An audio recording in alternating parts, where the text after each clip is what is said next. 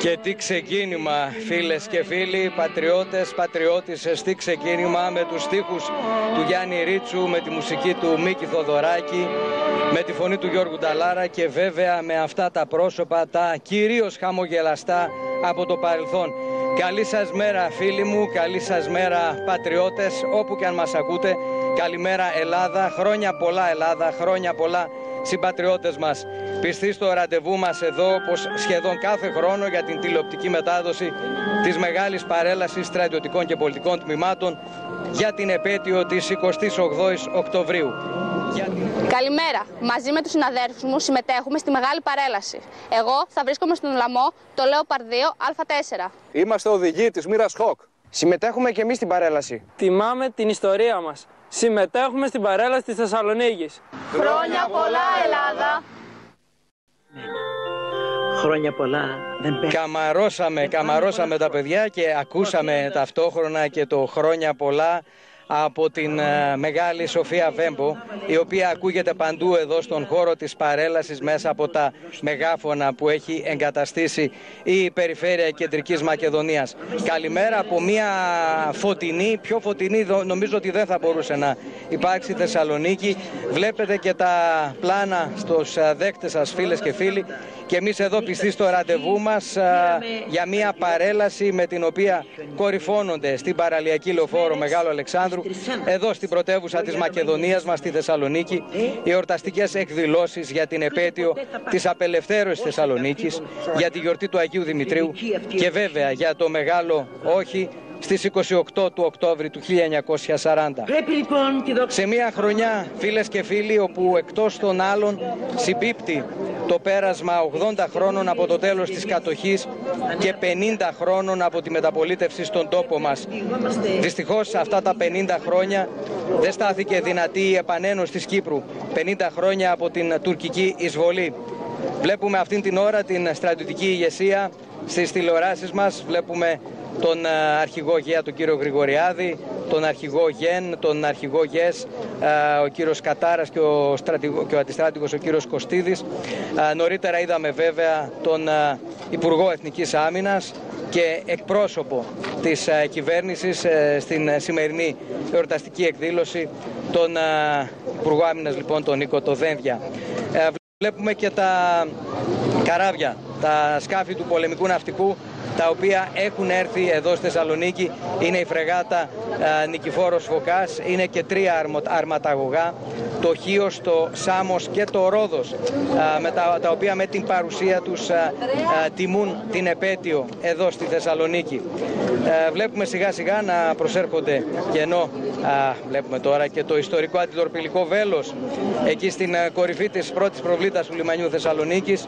Θα δούμε πολλές ωραίες εικόνες, βοηθάει και ο καιρός, με την βοήθεια βέβαια, να θυμίσουμε έτσι, την βοήθεια του δικού μας έμπειρου σκηνοθέτη, του Γιώργου του Μπότσου, και του τηλέμαχου Κοεμτζόπουλου, ο οποίος είναι επίσης παρόν, του καλού συναδέλφου μας Δημήτρη Φράσταλη στην παραγωγή της σημερινής μετάδοσης.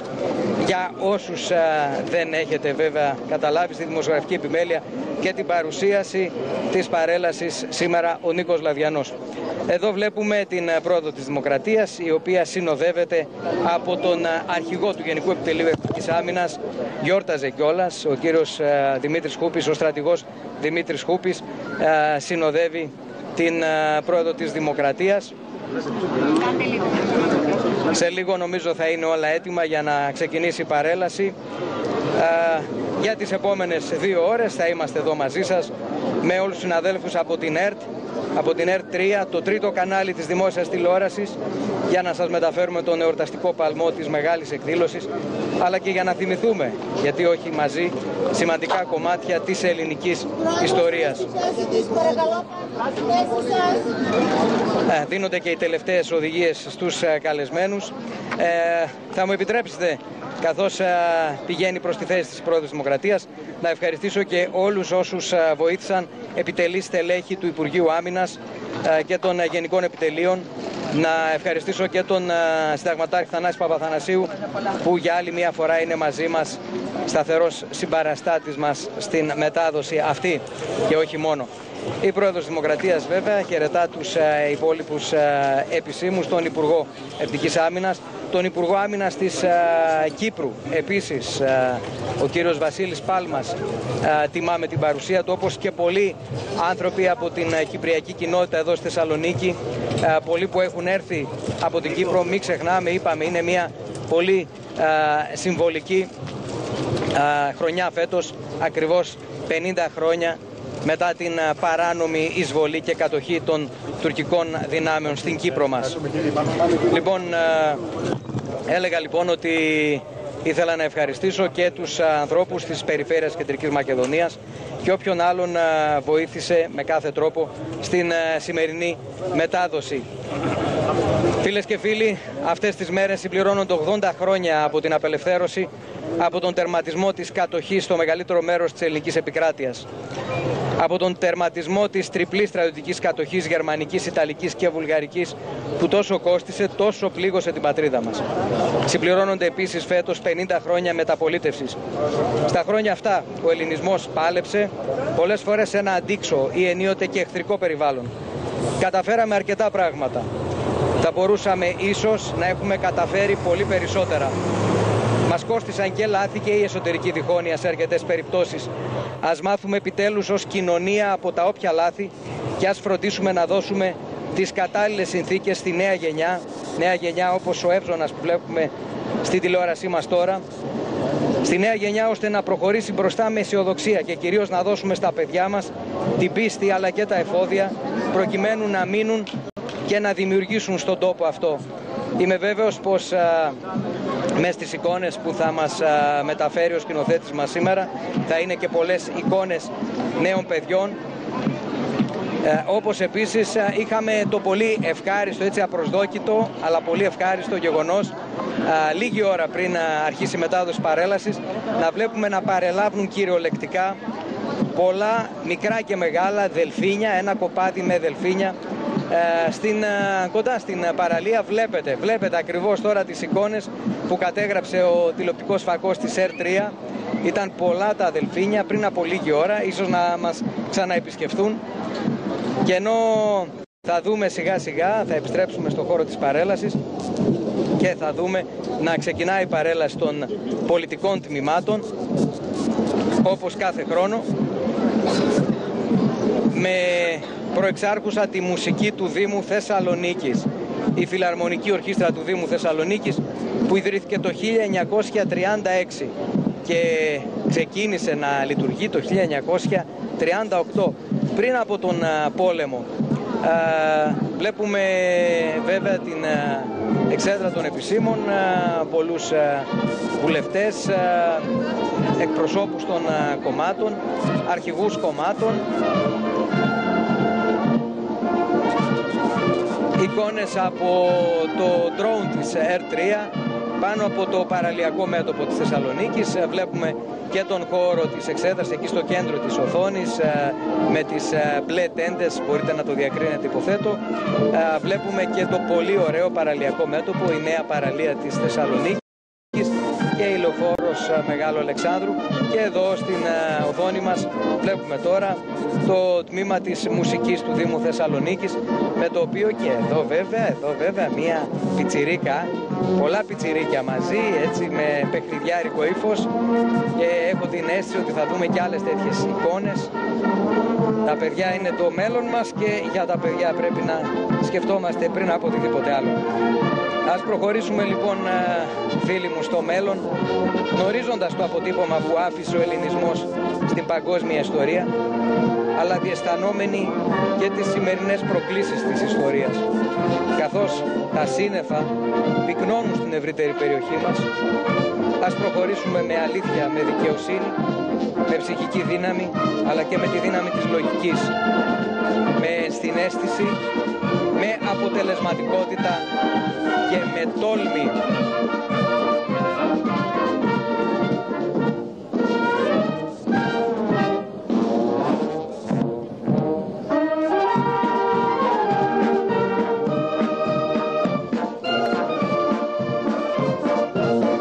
Εξακολουθούμε να βλέπουμε τα στελέχη της Φιλαρμονικής, της Μουσικής του Δήμου Θεσσαλονίκης μπροστά από την εξέδρα των επισήμων σε μια μέρα, σήμερα Δευτέρα 28 Οκτωβρίου του 2024 πια, μια μέρα που είναι, θα λέγαμε, ιδανική για παρέλαση, ιδανική για τους επισκέπτες. Είναι χιλιάδες οι επισκέπτες, όχι μόνο οι άνθρωποι της πόλης, οι κάτοικοι της πόλης και των γύρω περιοχών, αλλά πολλοί επισκέπτες που ήρθαν από μακριά για να απολαύσουν αυτές τις μέρες στη Θεσσαλονίκη. Είδαμε στην τηλεοπτική οθόνη πριν από λίγο, μεταξύ άλλων, τον κύριο Δένδια και τον κύριο Πάλμα από τον Υπουργό Άμυνας της Κύπρου. Είδαμε επίσης τον εκπρόσωπο του Προέδρου της Βουλής, τον κύριο Σταύρο Καλαφάτη. Βλέπουμε δίπλα τον Πρόεδρο του Πασόκ, τον Νίκο Ανδρουλάκη, και βέβαια θα δούμε στη συνέχεια, θα έχουμε ευκαιρία να δούμε σε άλλες εικόνες και άλλους εκπροσώπους κομμάτων και βέβαια και τη στρατιωτική ηγεσία και πολλούς ανθρώπους που έχουν έρθει εδώ. Λοιπόν, βλέπουμε την Ομοσπονδία Αναπήρων και Θυμάτων Πολέμου Βορείου Ελλάδος, Σύλλογος Κομμάντος 74, ενώ στη συνέχεια θα περάσει ο Παγκύπριος Σύνδεσμος Αναπήρων Πολέμου.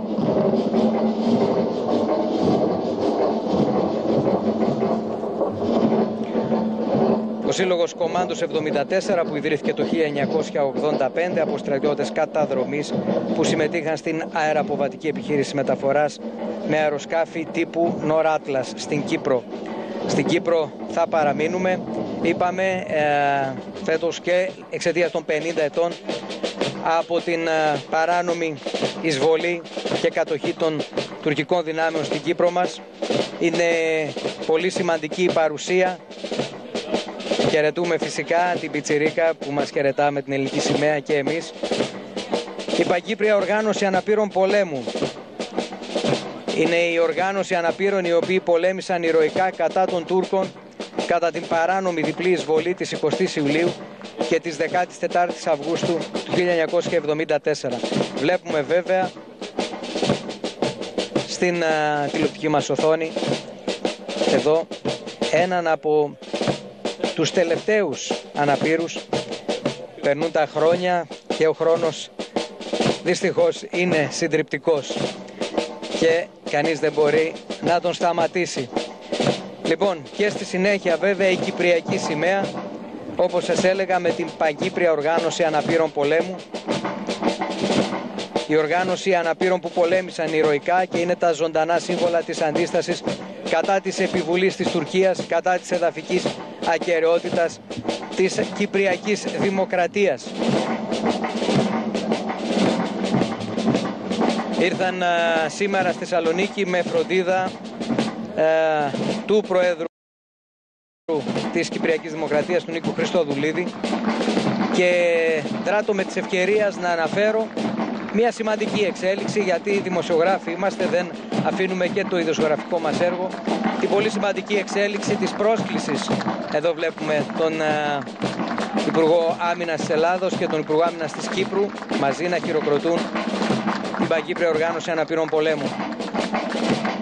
Την πολύ σημαντική λοιπόν πρόσκληση, έλεγα, που δέχτηκε ο Πρόεδρος Κυπριακής Δημοκρατίας τα προηγούμενα 24 ώρα από τον Αμερικανό Πρόεδρο, τον κύριο Biden, την ερχόμενη Τετάρτη να συναντηθούν στο Λευκό Οίκο. Μετά από πολλά χρόνια μια τέτοια συνάντηση. Βλέπουμε εδώ τον σημεοφόρο της Παγκύπριας Οργάνωσης Αναπήρων Πολέμου να χαιρετά με συγκίνηση όλους τους παρευρισκόμενους. Και βλέπουμε εδώ βέβαια μέρος της στρατιωτικής ηγεσίας με τους αρχηγούς των γενικών επιτελείων στο κέντρο.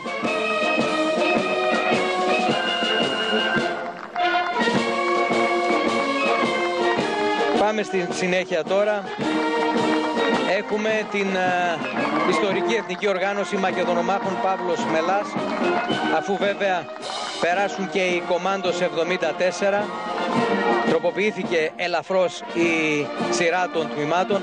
Εδώ τώρα στην οθόνη μας βλέπουμε την Εθνική Οργάνωση Μακεδονομάχων Παύλος Μελάς, που ιδρύθηκε το 1923 από τους αγωνιστές και τους οπλαρχηγούς του Μακεδονικού Αγώνα. Σήμερα βέβαια τα εγγόνια και τα δυσέγγωνα των αγωνιστών συνεχίζουν να μας θυμίζουν την ιστορία με τις αυθεντικές φορεσιές του Μακεδονικού Αγώνα. Και εδώ στις οθόνες μας πάλι ορισμένοι από τους Κομάντος 74. Και αμέσως πίσω η Μακεδονομάχοι Παύλος Μελάς. Ιστορική οργάνωση. Σήμερα συμμετέχουν και τμήματα των οργανώσεων του Αμυντέου και της Καστοριάς, όπως πληροφορούμαστε.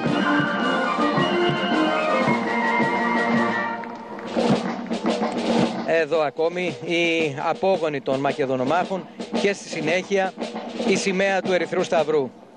Ο ελληνικός Ερυθρός Σταυρός, το τμήμα Θεσσαλονίκης, και πάλι οι απόγονοι των Μακεδονομάχων, στη συνέχεια τα τμήματα του ελληνικού Ερυθρού Σταυρού.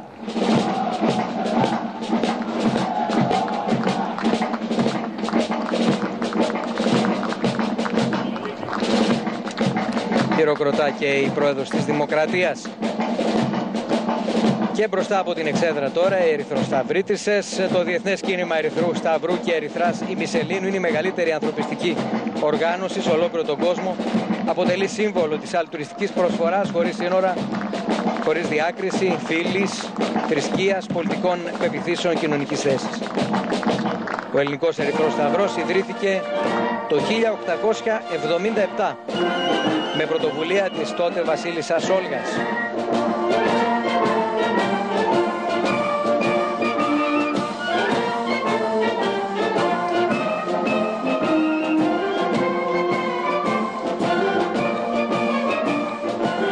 Ο Σταυρός, ο μεγαλύτερος μη κυβερνητικός οργανισμός και στην Ελλάδα και βέβαια με πολύ μεγάλη στελέχωση σε όλο τον κόσμο. Με πολλές δράσεις εθελοντικές βρίσκονται παντού οι Ερυθροσταυρίτες και Ερυθροσταυρίτισσες.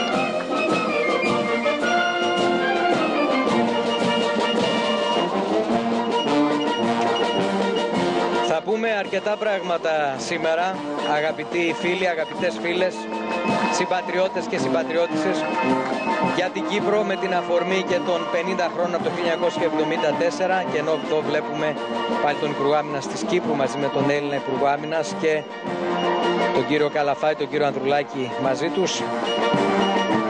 Να αναφερθούμε λίγο στην Κύπρο και στο 40, με το ξέσπασμα του πολέμου το 40, ο Κυπριακός λαός διακήρυξε την προθυμία του να συμμετάσχει στον αγώνα της Ελλάδας, αλλά και να αγωνιστεί ευρύτερα στο πλευρό των συμμάχων. Μάλιστα οι Άγγλοι δέχτηκαν με μεγάλη ευχαρίστηση την προθυμία των Κυπρίων. Περισσότεροι από 30.000 Έλληνες Κύπροι κατατάχθηκαν στο στρατό, πολέμησαν σχεδόν σε όλα τα μέτωπα. Και άλλη μία μικρή πιτσιρίκα στους ώμους του μπαμπά, να υποθέσουμε. Και εδώ στη συνέχεια βλέπουμε την Παμακεδονική Ένωση Μακεδονικού Αγώνα Ελλάδας-Αυστραλίας. Μία επιλαρχία, όπως αναφέρουν οι ίδιοι, αναβιωτών ιστορίας σε άψογους σχηματισμούς. Μία ένωση η οποία υφίσταται από τη δεκαετία του 90 και διατηρεί 2 μουσεία, στο Αμύντεο και στη Δράμα. Προηγούνται παιδιά με στολές εποχής και με την ελληνική σημαία βέβαια, ως υπόσχεση συνέχειας του έθνους. Βλέπουμε μεταξύ άλλων, θα δούμε έναν αναβιωτή με τη στολή του μαύρου καβαλάρη Νικολάου Πλαστήρα, που προηγείται του σχηματισμού. Το κεντρικό λάβαρο της Ένωσης με έμβλημα την υπερμάχο στρατηγό. Διακρίνουμε μεταξύ άλλων τη στολή Πολοχαγού του 1904 με τη σημαία του 9ου Συντάγματος Πεζικού. Και ενώ ακούμε συνθήματα για τη Μακεδονία, παρακολουθούμε, εδώ βλέπουμε έτσι και σε ένα εφέ του σκηνοθέτη μας. Ευχαριστώ πολύ και τους συναδέλφους τεχνικούς στην μονάδα εξωτερικών μεταδόσεων. Είδαμε λοιπόν και εύζωνες με την Παμακεδονική Ένωση, το λάβαρο του Συλλόγου Πύργου Ηλίας, Σύλλογος Φίλων Ιστορίας Χαράλαμπος Βιλαέτης, επίσης τους αναβιωτές Ράξας από τη Θεσσαλία και φυσικά την ΠΕΟΦ από την Κύπρο. Είναι πολλές οι αναπαραστάσεις Βλέπετε έτσι χαρακτηριστικά, η εικόνα είναι εύγλωτη, γυναίκες και άντρες, με τις στολές τις πολύ καλά επιμελημένες της Παμακεδονικής Ένωσης.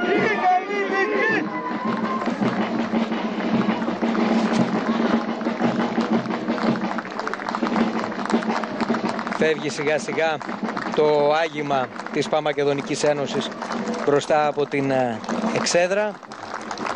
Στη συνέχεια θα δούμε, όπως κάθε χρόνο, αυτά τα αξιέπαινα παιδιά από τον Σύλλογο Συνδρόμου Down. Θα δούμε στη συνέχεια και εκπροσώπους της οργάνωσης ΑΧΕΠΑ. Ο Σύλλογος Συνδρόμου Down ιδρύθηκε το 1990 εδώ στη Θεσσαλονίκη. Βλέπουμε τα παιδιά και τα καμαρώνουμε.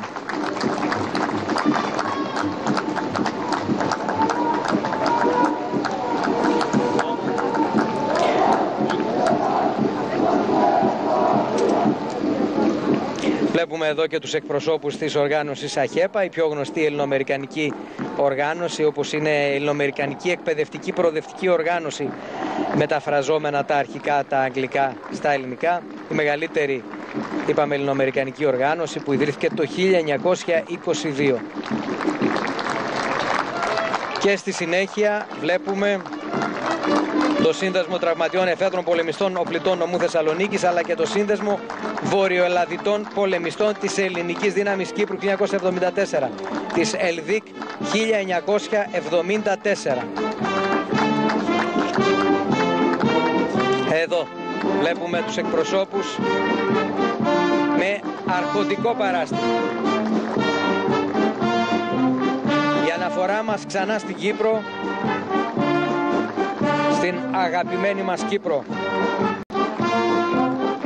Όπως είπαμε, περισσότεροι από 30.000 Έλληνες, και ενώ εδώ σιγά σιγά βλέπουμε τη μουσική, το τμήμα μουσικής του Παπαφίου, καθιερωμένο παραδοσιακό για τη Θεσσαλονίκη, να ανοίγει το δεύτερο τμήμα των πολιτικών αγημάτων, των πολιτικών τμήματων. Λέγαμε για την Κύπρο για το 40 ότι περισσότεροι από 30.000 Έλληνες Κύπροι κατατάχθηκαν τότε στο στρατό. Σε όλα τα μέτωπα πολέμησαν. Όταν οι γείτονές μας εξ Ανατολών, που μονίμως διεκδικούν παντού δικαιώματα απέναντι σε συμμάχους αλλά και στις δυνάμεις του άξονα τότε, κρατούσαν τη στάση του επιτίδιου ουδέτερου. Δυστυχώς ο κυπριακός λαός μετά το τέλος του Μεγάλου Πολέμου δεν είδε να δικαιώνονται τα όνειρά του. Ακολούθησε βέβαια ο απελευθερωτικός αγώνας της Κύπρου μετά το 1955, ώσπου φτάσαμε στην ανεξαρτησία της Κύπρου το 1960. Θα έχουμε την ευκαιρία να μιλήσουμε και στη συνέχεια για αυτά τα πράγματα.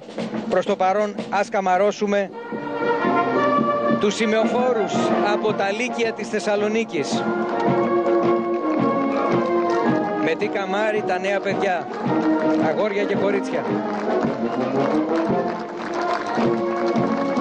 Οι εκπρόσωποι του μαθητικού κόσμου της Θεσσαλονίκης. Μπροστά από την εξέδρα να αναφέρουμε ότι δίπλα στους δύο υπουργούς άμυνας, τον κύριο Καλαφάτη, τον κύριο Ανδρουλάκη, βρίσκονται ως εκπρόσωπος του ΣΥΡΙΖΑ ο επικεφαλής της κοινοβουλευτικής ομάδας, ο κύριος Νίκος Παπάς. Υπάρχουν βέβαια εκπρόσωποι και άλλων κομμάτων. Συνεχίζουμε όμως να δώσουμε τον λόγο, μιλάει εικόνα, στα παιδιά αυτά. Στη συνέχεια θα έχουμε και τους εκπροσώπους δύο σχολείων με τα αγήματά τους. Θα περάσουν μπροστά από την πρόεδρο της Δημοκρατίας. Θα δούμε σε λίγο και το κοντινό πλάνο. Εδώ είμαστε. Παρελάβουν σήμερα, εκπροσωπώντας τα σχολεία της Θεσσαλονίκης, το 30ο Γενικό Λύκειο Θεσσαλονίκης και στη συνέχεια το Ελληνικό Κολέγιο. Βλέπουμε εδώ το 30ο Γενικό Λύκειο Θεσσαλονίκης να καμαρώνουν αυτά τα παιδιά και οι δάσκαλοι, οι καθηγητές τους και βέβαια οι γονείς τους.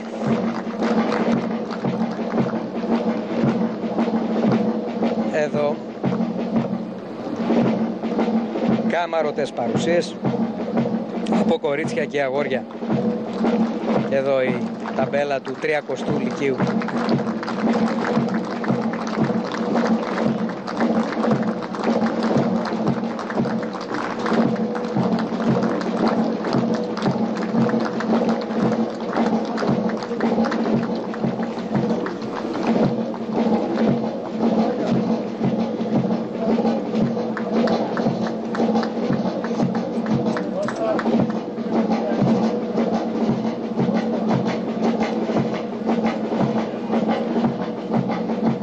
εδώ και τα πολύ μικρά παιδιά. Εδώ με τον κύριο, δείτε τι ωραία εικόνα, τι όμορφη εικόνα. Λοιπόν, σιγά σιγά φεύγει και το 30ο Γενικό Λύκειο Θεσσαλονίκης από την κεντρική μας, το κεντρικό μας πλάνο, και στη σειρά βλέπουμε το Ελληνικό Κολέγιο, το Λύκειο του Ελληνικού Κολεγίου Θεσσαλονίκης. Επίσης πανέμορφες παρουσίες, και εδώ βλέπουμε τον κύριο Ανδρουλάκη, τον Υφυπουργό Μακεδονίας Θράκης, τον κύριο Κιουλέκα, εκπρόσωπο της Ελληνικής Λύσης, τον κύριο Στίγκα από τους Σπαρτιάτες, τον Δήμαρχο Θεσσαλονίκης βέβαια, τον κύριο Αγγελούδη, και εδώ τα παιδιά μας, τα παιδιά του Ελληνικού Κολεγίου και άλλα παιδιά, παντού παιδιά.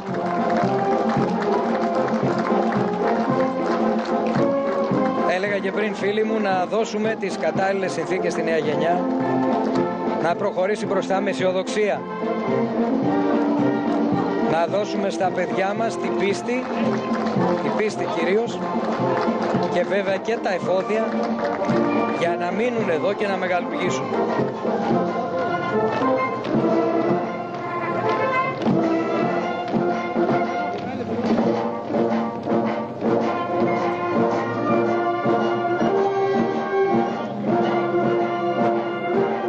Πολύ ωραίες εικόνες παίρνουμε από τους συναδέλφους εικονολήπτες της ΕΡΤ3.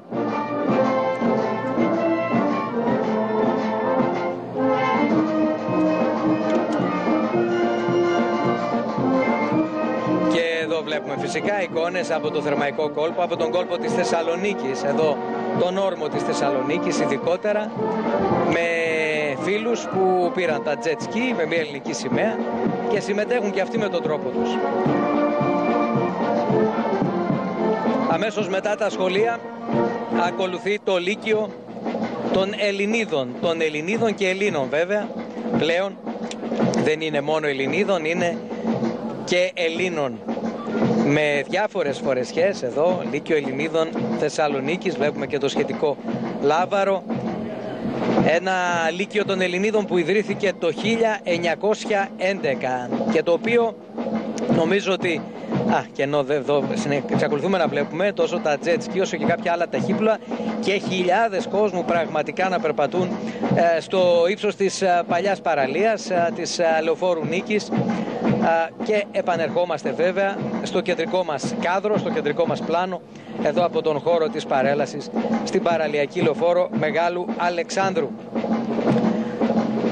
Και ενώ θα δούμε σε λίγο μπροστά από την εξέδρα το Λύκειο Ελληνίδων, έλεγα νωρίτερα ότι ο κυπριακός λαός μετά το τέλος του Μεγάλου Πολέμου δεν είδε να δικαιώνονται τα όνειρά του.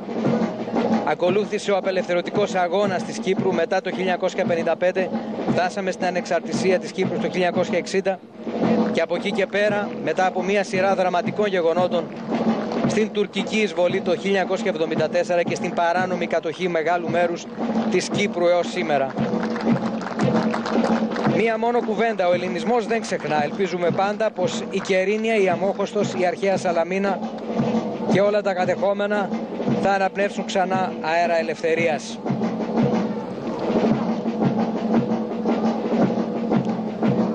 Και πάλι το Λύκειο Ελληνίδων στις οθόνες μας. Είπαμε από το 1911 με δράση πολυσχηδή. Αναφερθήκαμε και πέρσι και νομίζω ότι αγάπησαν αυτήν την αναφορά μας τα στελέχη του Λυκείου για τις εκδόσεις οι οποίες συμμετέχουν, εκδόσεις και του ΓΕΣ και άλλες εκδόσεις. Και εδώ στη συνέχεια η υπηρωτική εστία, ένα πολύ δραστήριο σωματείο. Η υπηρωτική εστία, βλέπουμε το λάβαρό της, με μεγάλη συμμετοχή και αγάπη για την Ήπειρο αλλά και για τη Θεσσαλονίκη. Εδώ στο κεντρικό μας πλάνο η υπηρωτική εστία Θεσσαλονίκης.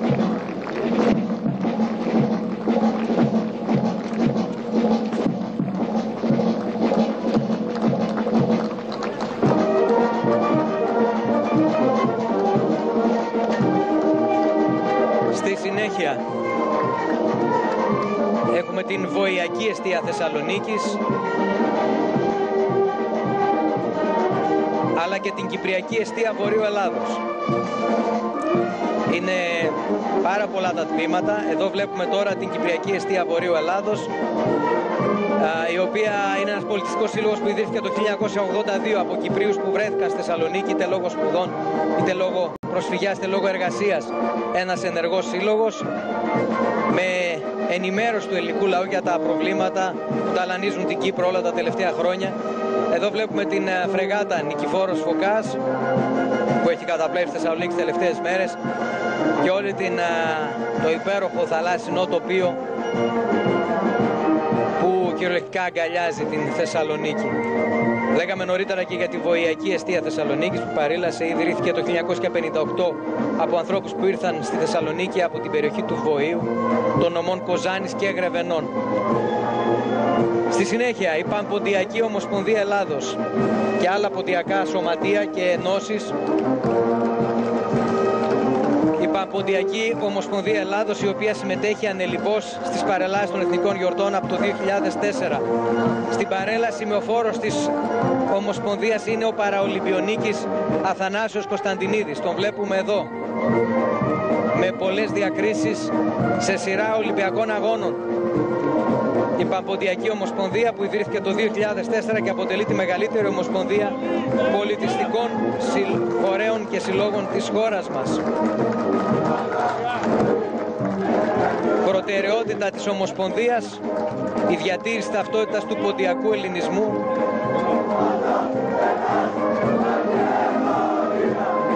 και ενώ βλέπουμε και μέλη της Ευξήνου Λέσχης Θεσσαλονίκης.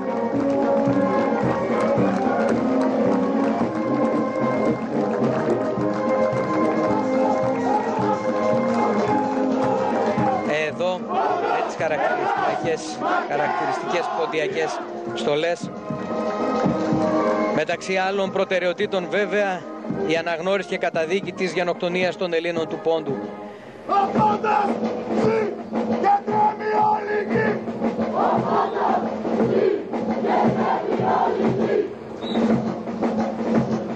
Πάρα πολλές παρουσίες, διαφορετικές συμφορεσιές, Πανελλήνια Ομοσπονδία Ποντιακών Σωματείων επίσης, η ΠΟΠΣ και Ποντιακός Πολιτιστικός Σύλλογος Αναγέννηση. Όπως καταλαβαίνετε είναι τόσο πολλά τα τμήματα και η ροή πολλές φορές έτσι της παρέλασης που θα μας συγχωρέσουν κάποιοι έτσι φίλοι μας που δεν θα προλάβουμε να τους αναφέρουμε. Βλέπουμε στη συνέχεια την Πανελλήνια Ομοσπονδία Πολιτιστικών Συλλόγων Μακεδόνων, Παμακεδονική Ένωση Ελλάδος.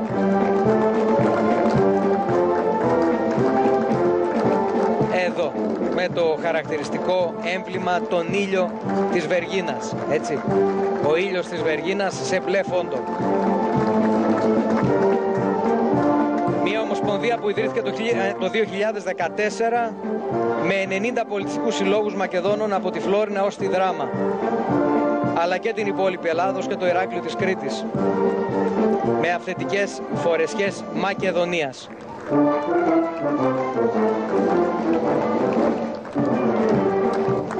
Πολιτιστικός Σύλλογος Γηγενών Κρίας Βρύσης, οι Μακεδόνες, επίσης βλέπετε τους χαιρετισμούς μας εκεί στην περιοχή της Κρίας Βρύσης, στην περιοχή όλου του κάμπου της Πέλας,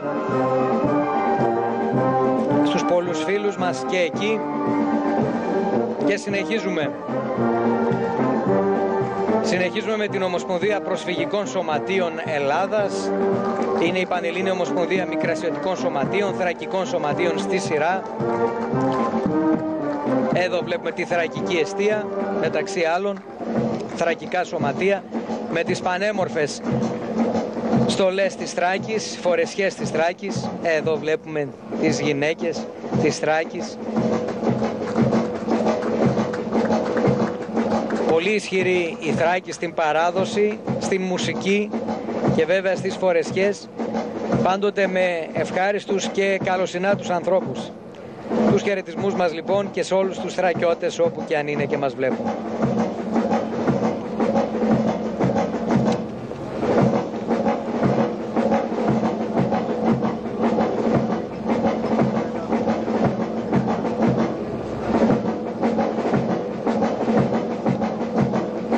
Βλέποντας τα πλάνα της Θεσσαλονίκης.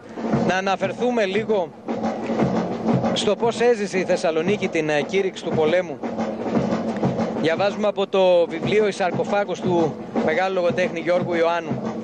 Εκείνο το πρωί ακούσαμε στο δρόμο ζωηρές φωνές. Μία γειτονοπούλα με την εφημερίδα στα χέρια διάβαζε δυνατά: «Η Ιταλία μας κήρυξε τον πόλεμο». Ήταν μια ειδισούλα στην τελευταία σελίδα, την έβλεπες και δεν μπορούσε να το πιστέψει. Σε λίγο όμως άρχισαν τα αλλεπάλληλα παραρτήματα και το πιστέψαμε για καλά. Συνεργεία τυχοκολούσαν με βιασύνη τη διαταγή επιστρατεύσεως. Νέοι άντρες κατηφόριζαν παρέες για το 50 Σύνταγμα να ντυθούνε. Μετά το μεσημέρι άρχισαν να περνούν από την Αγίου Δημητρίου οι φάλαγγες των επιστρατευμένων. Μόλις ακούγαμε τραγούδια, τρέχαμε στη γωνία να χειροκροτήσουμε. Γυναίκες και παιδιά πέφταν μέσα στη γραμμή και τους φιλούσαν. Γράφει μεταξύ άλλων ο Γιώργος Ιωάννου. Ενώ θα αναφερθούμε έτσι και από δημοσιεύματα της εποχής στον πρώτο βομβαρδισμό της Θεσσαλονίκης που έγινε την 1η Νοεμβρίου του 40 και μάλιστα τετράκις υποσμήνους αεροπλάνων με επικεφαλή στον κόμι Τατσιάνο, όπως αναφέρουν χαρακτηριστικά δημοσιεύματα. Την επόμενη ο βομβαρδισμός επαναλαμβάνεται, όπως και την 3η Νοεμβρίου, σφοδρότερος. Όπως αναφέρουν πηγές της εποχής, σε αυτόν τον τρίτο βομβαρδισμό στις 3 Νοεμβρίου του 40, 24 οικίε κατέρευσαν και σημειώθη μία πυρκαγιά. Περίπολοι αεροπορίας διώξεως εξορμήσασε προς προστασία της Θεσσαλονίκης κατέριψαν εν Ιταλικών βομβαρδιστικών. Και πολλές άλλες ιστορίες. Συνεχίζουμε εδώ με τα πολιτικά μας τμήματα.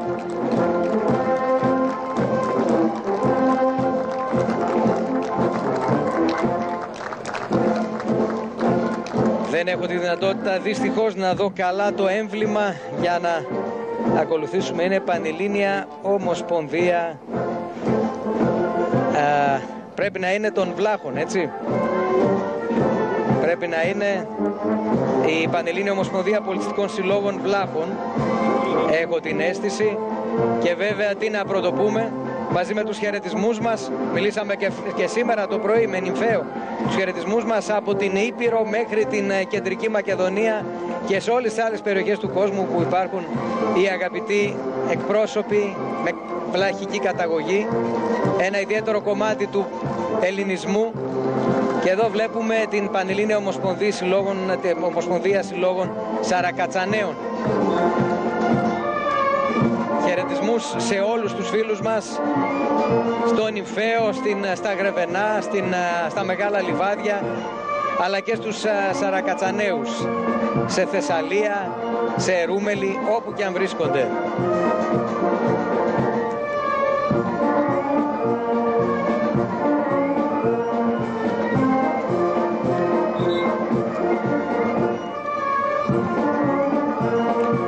Πολύ ωραία πλάνα παρακολουθούμε αυτή τη στιγμή και από το drone της ΕΡΤ, της ΕΡΤ3.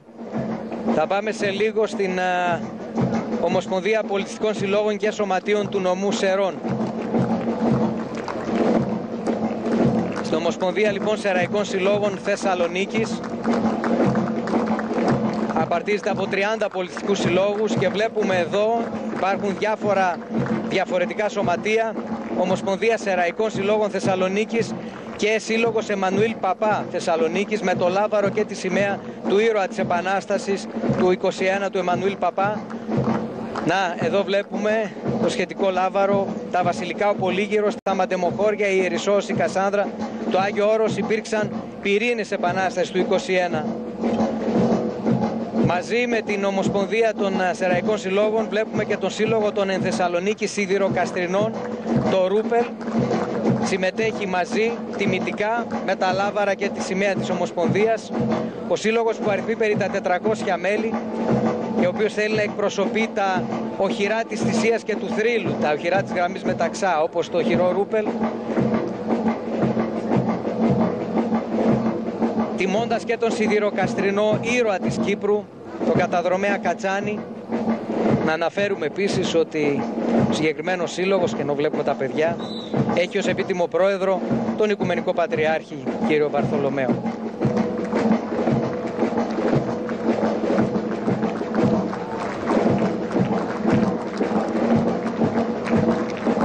Συνεχίζουν τα πολιτικά τμήματα να έρχονται.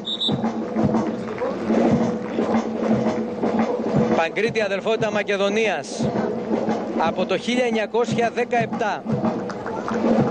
Έτσι και από τους πρώτους κριτικούς αγωνιστές που ήρθαν και πολέμησαν πάρα πολλοί αγωνιστές από την Κρήτη στον Μακεδονικό αγώνα και μετά βέβαια στους Βαλκανικούς πολέμους. Βλέπουμε εδώ τις χαρακτηριστικές κριτικές φορεσιές. Η Παγκρίτη Αδελφότητα Μακεδονίας που αγκαλιάζει πολλούς Μακεδόνες με καταγωγή από την Κρήτη. Όπως είπαμε, ιδρύθηκε το 1917 με πολλά τμήματα, χοροδία, θεατρικό τμήμα, φυσικά τμήμα χορών, λαογραφίας.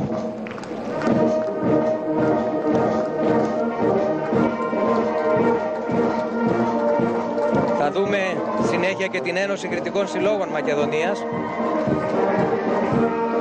Προηγουμένως όμως στην Αδελφότητα Προκοπιαίων Μακεδονίας Θράκης. Ακριβώς εδώ βλέπουμε και το σχετικό λάβαρο. Αδελφότητα Προκοπιαίων Μακεδονίας Θράκης. Βλέπουμε και εδώ με ενδιαφέρον.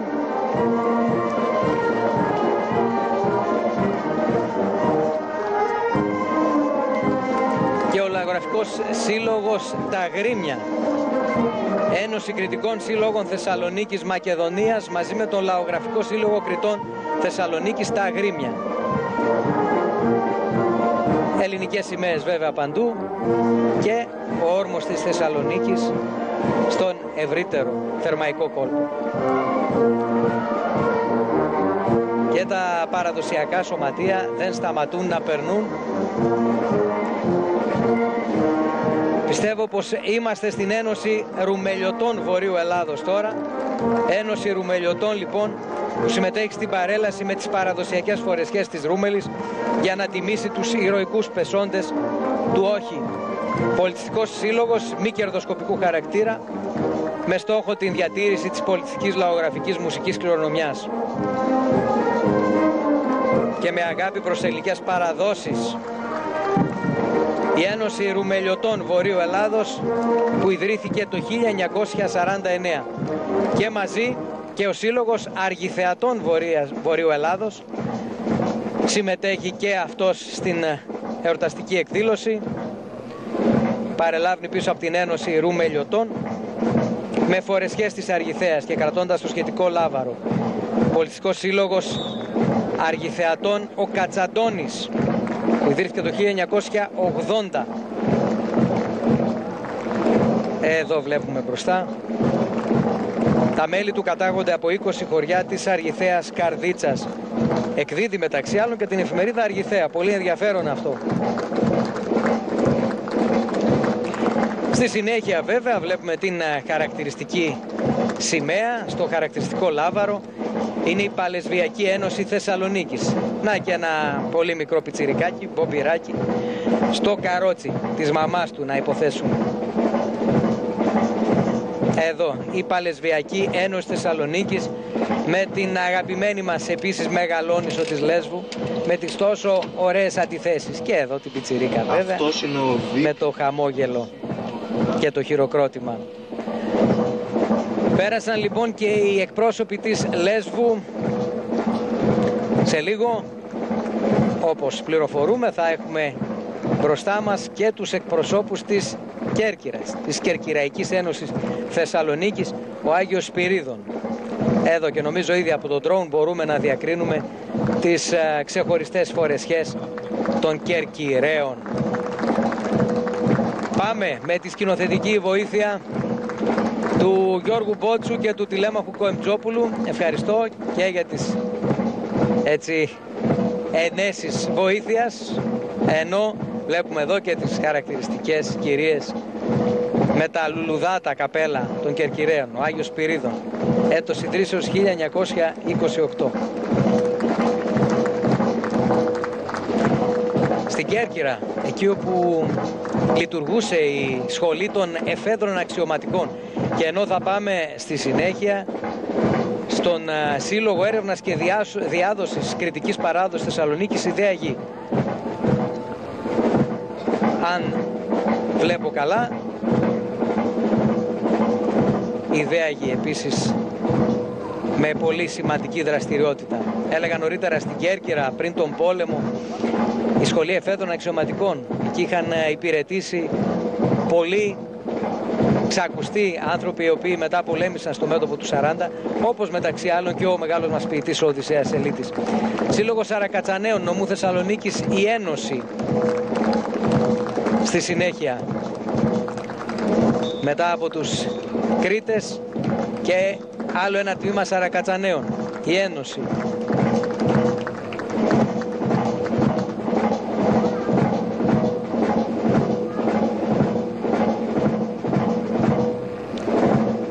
Σε λίγο θα πάμε και στους Πελοποννήσιους, στον Σύλλογο Πελοποννησίων Θεσσαλονίκης, ο Κολοκοτρώνης, εδώ ακριβώς με το έμβλημα του μεγάλου μας στρατηγού, του αρχιστράτηγου της Επανάστασης, αυτού του τόσο, θα έλεγα, αγαπητού προσώπου, όσες γενιές Ελλήνων και να περάσουν.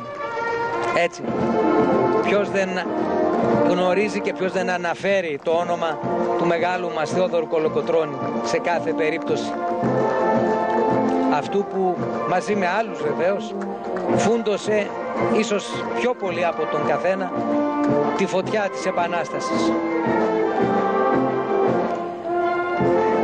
Ο Σύλλογος λοιπόν Πελοποννησίων Θεσσαλονίκης, ο Κολοκοτρώνης, μπροστά στην εξέδρα άμεσος τώρα, και συνέχεια βλέπουμε το Σύλλογο Γρεβενιωτών Θεσσαλονίκης.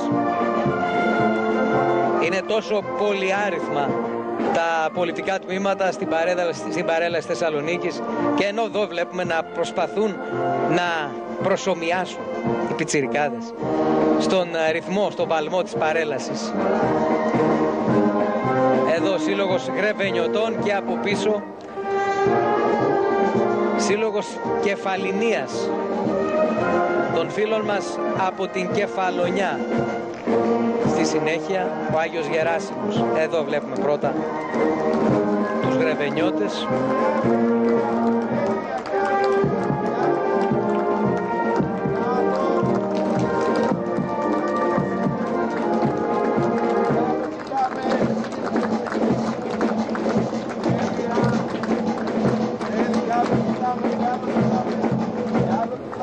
Χειροκροτάει η Πρόεδρος της Δημοκρατίας και εμείς απολαμβάνουμε εδώ τα όμορφα πλάνα.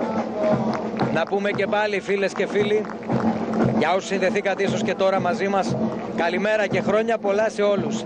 Καλημέρα από την ηλιόλουστη Θεσσαλονίκη, από το επίκεντρο των εορταστικών εκδηλώσεων για την επέτειο του για την επέτειο του 40 εδώ στη Θεσσαλονίκη.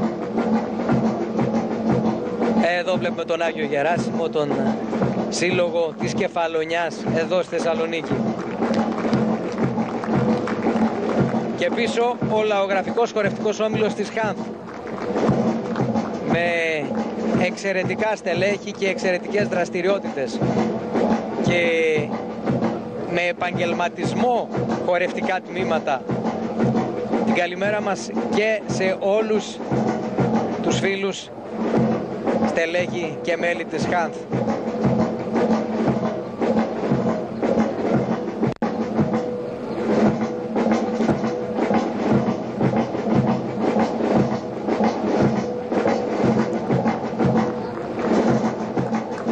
Εδώ βλέπουμε τώρα το Σωματείο Ελληνισμός.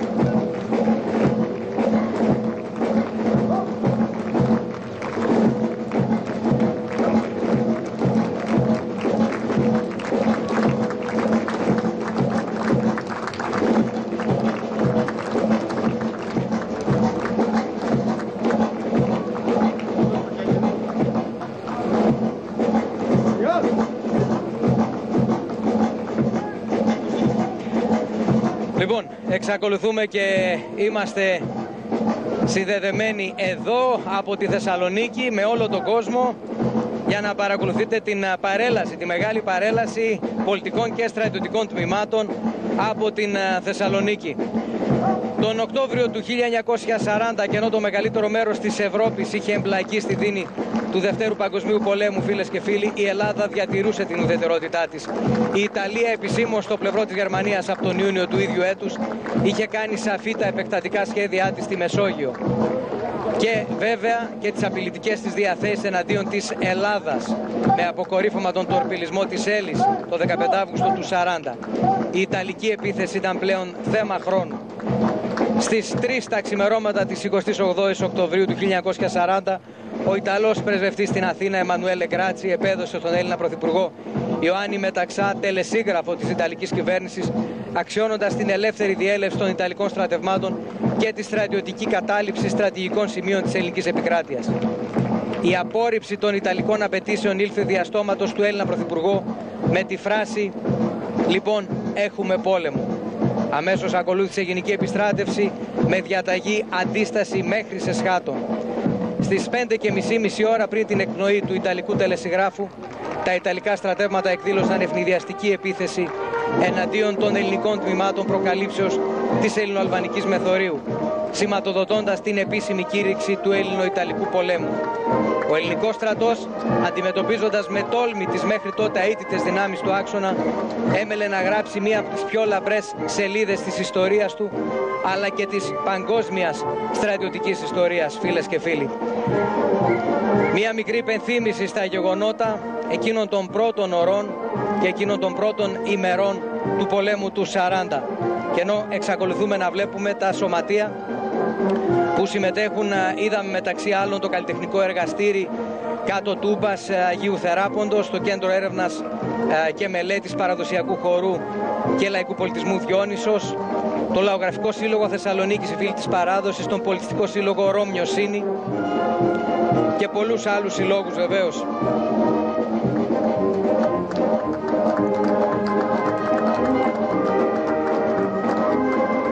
Συνεχεί και τα χειροκροτήματα του κόσμου που βρίσκεται εδώ.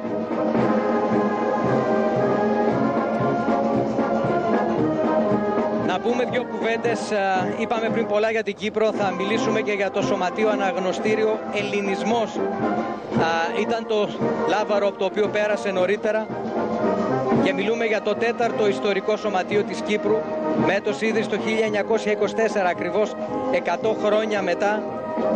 Έρχονται εδώ τιμώντας την επέτειο του 1940 ένα σωματείο που διακρίθηκε για την προσφορά του σε όλους τους εθνικούς αγώνες, και ενώ βλέπουμε ακριβώς αμέσως τώρα ποιον άλλον, τον πιλότο μας, τον ατισμήναρχο Θόδωρο Τσάλη, με το ιστορικό Supermarine Spitfire να απογειώνεται από την 113 πτέρυγα μάχης εδώ από το αεροδρόμιο της Μίκρας στη Θεσσαλονίκη, για να βρίσκεται σε λίγο πάνω από το σημείο της παρέλασης, πάνω από την εξέδρα στον ουρανό της Θεσσαλονίκης.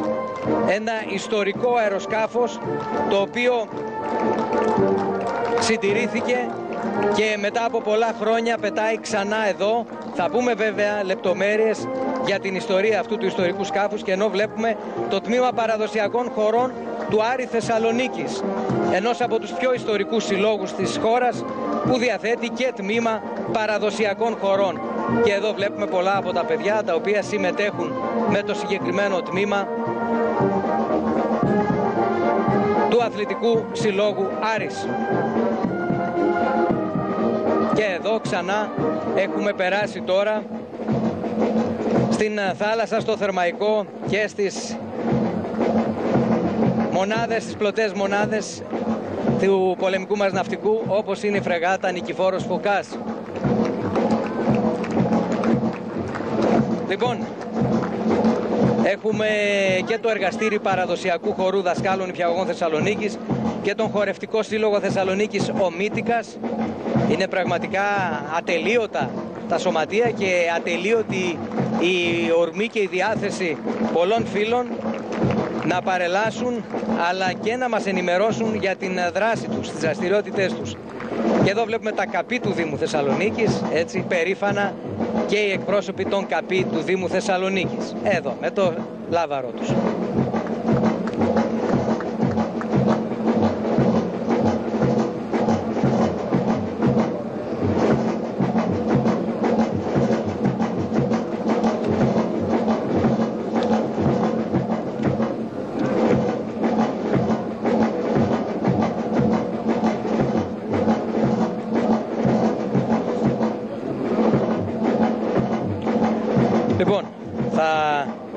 δούμε σε λίγο και κάποια ακόμα πολύ ενδιαφέροντα τμήματα που έχουν έρθει να παρελάσουν για την μεγάλη παρέλαση Θεσσαλονίκη σήμερα, όπως τον Σύλλογο Αναβίωσης Ελληνικού Στρατού 1940-41, καθώς και τον Σύλλογο Ευζώνων Προεδρικής Φρουράς. Θα τους δούμε σε λίγο με την βοήθεια και του σκηνοθέτου μας. Εδώ βλέπουμε το Σύλλογο Κριτών Βρακοφόρων Μακεδονίας και σήμερα ήρθαν εδώ να τιμήσουν την επέτειο με τις χαρακτηριστικές φορεσιές. Ήταν πολλοί εκπρόσωποι της μεγάλης της Λεβεντογένας Κρήτης εδώ και σήμερα. Η Ένωση Συλλόγων, Κρητικών Συλλόγων, φυσικά η αδελφότητα, Παγκρίτια Αδελφότητα Μακεδονίας. Βλέπουμε τον Σύλλογο Κριτών Βρακοφόρων αυτή τη στιγμή, έτσι και με τους προστάτες Άγιους και τις χαρακτηριστικές κρητικές φορεσιές. Δεν σταματάμε όμως εδώ, έχουμε ακόμα πολλή παρέλαση μπροστά μας σε λίγο, καθώς σιγά σιγά θα ολοκληρωθεί και η διέλευση των πολιτικών τμήματων. Θα έχουμε και τα στρατιωτικά, μείνετε εδώ μαζί μας. Εδώ είναι και ο χορευτικός σύλλογος Μύτικας και εδώ βλέπουμε σε διπλό παράθυρο που μας δίνουν οι σκηνοθέτες μας, οι τεχνικοί μας, εσωτερικό αλλά και έξω στην πίστα προσγείωσης, απογείωσης, τα ελικόπτερα της αεροπορίας στρατού, ένα ελικόπτερο Huey, το οποίο σε λίγο θα καμαρώσουμε μαζί με τα υπόλοιπα πτυτικά μέσα. Εδώ βλέπουμε τον Μύτικα, τον χορευτικό σύλλογο Θεσσαλονίκης Μύτικας. Και όπως σας έλεγα, ο Σύλλογος Αναβίωσης Ελληνικού Στρατού 1940-1941. Εδώ δείτε πόσο όμορφα. Ο σύλλογος που ιδρύθηκε το 2012 από ανθρώπους που μοιράζονται την κοινή αγάπη τους για την ιστορία και ιδιαίτερα για το έπος του 40, αναπαριστώντας τον Έλληνα στρατιώτη της περίοδου. Κύριος σκοπός, η ιστορική αναβίωση, όπως γίνεται και στο εξωτερικό, με την όσο το δυνατόν καλύτερη προσομοίωση. Περνούν μπροστά από την εξέδρα των επισήμων τώρα και θα δούμε και τον Σύλλογο Ευζώνων Προεδρικής Φρουράς που ιδρύθηκε το 2015 από ανθρώπους που υπηρέτησαν στο λόχο Ευζώνων της Προεδρικής Φρουράς. Και ενώ εδώ σιγά σιγά πάμε στην Φιλαρμονική Πανδώρα Κοζάνης. Μια φιλαρμονική που ιδρύθηκε το 1902. Σύμφωνα με την εφημερίδα Μακεδονία, πρόκειται για το αρχαιότερο σωματείο της Βορείου Ελλάδος, με την επωνυμία μορφωτική αδελφό της Κοζάνης Πανδώρα. Πέρσι είχαμε τη φιλαρμονική της Κέρκυρας, φέτος νομίζω πάρα πολύ αξιόλογα, έτσι και με μεγάλη συμμετοχή, η φιλαρμονική Πανδώρα της Κοζάνης. Από το 1904, 122 χρόνια ζωής. Και εδώ πάμε πλέον στο επόμενο τμήμα, στο Σώμα Ελληνικού Οδηγισμού. Ακολουθούν τα τμήματα σωματείων και συλλόγων που σχετίζονται με δράσεις πολιτικής προστασίας, εκτάκτων αναγκών, βοήθειας προς το κοινωνικό σύνολο και τον συνάνθρωπο σιγά σιγά. Σώμα Ελληνικού Οδηγισμού, εδώ. Νωρίτερα λέγαμε για το Σύλλογο Ευζώνων Προεδρικής Φρουράς. Δεν μπορέσαμε να έχουμε πολύ το πλάνο μας, ωστόσο θα αναφέρουμε τις αναβιωτικές δράσεις που έχουν και με κάποιες από αυτές πέρασαν και σήμερα τάγματα ευζώνων πεζικού από το 1868 έως σήμερα. Με στολές, υλικά, ρέπλικες όπλων. Να είναι καλά, να είναι πάντοτε άξιοι αυτοί οι εκπρόσωποι αυτών των οργανώσεων, τόσο του Συλλόγου Αναβίωσης Ελληνικού Στρατού όσο και των Ευζώνων Προεδρικής Φρουράς. Θα δούμε λίγο μετά και τον Σύλλογο Ιστορικών Στρατιωτικών Οχημάτων και εκεί θα δούμε έτσι προσομοίωση. Και ενώ εδώ σιγά σιγά βλέπουμε και φιλαρμονική των προσκόπων από όσο μπορώ να δω. Έτσι, παρότι δεν είχα μία σχετική πληροφορία, νομίζω ότι φέτος έχουν έρθει και με τα μουσικά τους όργανα οι εκπρόσωποι του προσκοπισμού. Μαζί με τους προσκόπους εδώ της Θεσσαλονίκης παρελάβει και το ιστορικό αρμενικό σύστημα προσκόπων της Ένωσης Αρμενίων Αθλητών Θεσσαλονίκης, μέτος ιδρύσεως το 1928 στη Θεσσαλονίκη από Αρμένιους πρόσφυγες, με τα χαρακτηριστικά όπως βλέπουμε στο κέντρο της οθόνης μας, κόκκινα, μπλε, πορτοκαλί φουλάρια όπως τα χρώματα της αρμενικής σημαίας. Και βέβαια με την αφορμή αυτή τους χαιρετισμούς μας σε όλους τους αδελφούς μας Έλληνες με αρμενική καταγωγή, με εβραϊκή καταγωγή, σε όλους τους φίλους και αδερφούς μας όπου και αν βρίσκονται.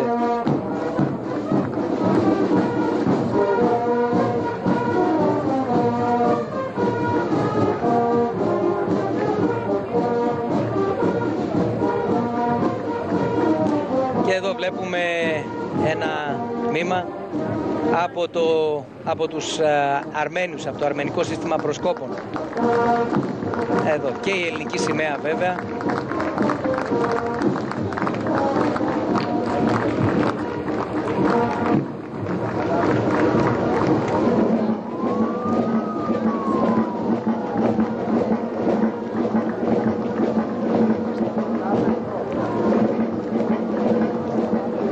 Μεγάλο το τμήμα των Ελλήνων προσκόπων. Εδώ εξακολουθούν και περνούν νέα παιδιά, αγόρια και κορίτσια. Ενώ στη συνέχεια θα έχουμε και το εθελοντικό σώμα Ελλήνων πυροσβεστών αναδασωτών.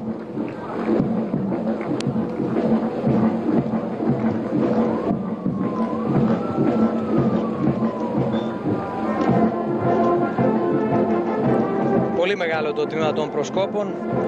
Εδώ η φρεγάτα Νικηφόρος Φωκάς, σημεοστολισμένη βέβαια, όπως σημεοστολισμένο σήμερα και το αντιτορπιλικό βέλος και όλα τα πλοία του πολεμικού ναυτικού, πλοία, υποβρύχια, όλες οι μονάδες επιφανείας, όλες οι εγκαταστάσεις σημεοστολισμένες σήμερα φυσικά. Εδώ και τα μικρά προσκοπάκια με τις ελληνικές σημαίες. Ας τα χειροκροτήσουμε, έστω και με το νου μας, το πέρασμά τους.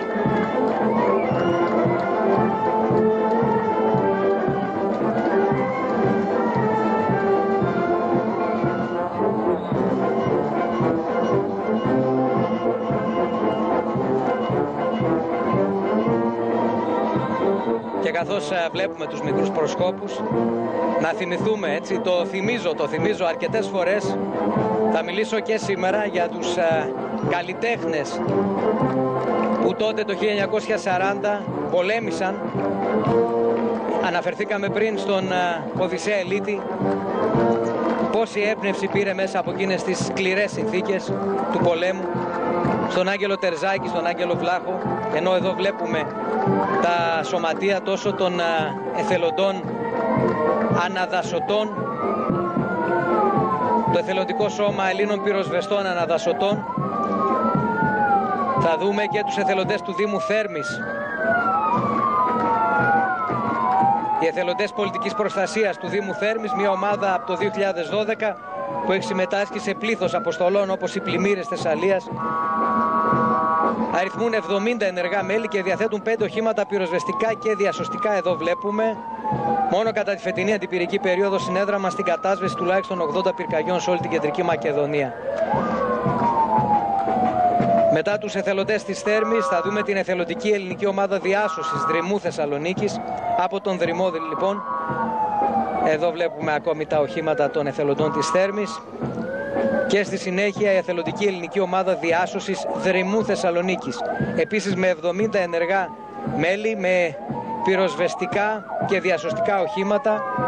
Συνδράμει σε πολλές περιπτώσεις το εθελοντικό κλιμάκιο Δρυμού, 365 μέρες το χρόνο.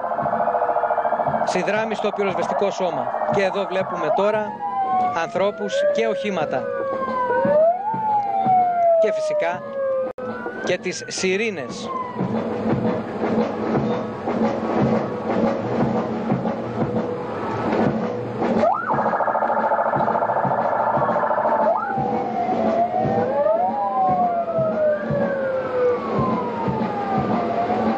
Εδώ λοιπόν οι εθελοντές του Δρυμού με, θα έλεγα, πολύ έτσι καλό αναβαθμισμένο εξοπλισμό και ειδικά οχήματα.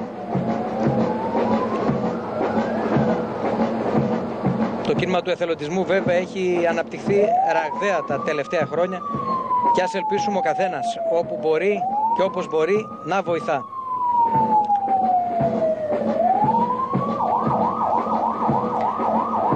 Έχουμε και την επίλεκτη ομάδα ειδικών αποστολών Θεσσαλονίκης, μια ομάδα που έχει συμμετοχές για πάνω από 20 χρόνια στην αντιμετώπιση καταστροφών στην Ελλάδα και το εξωτερικό.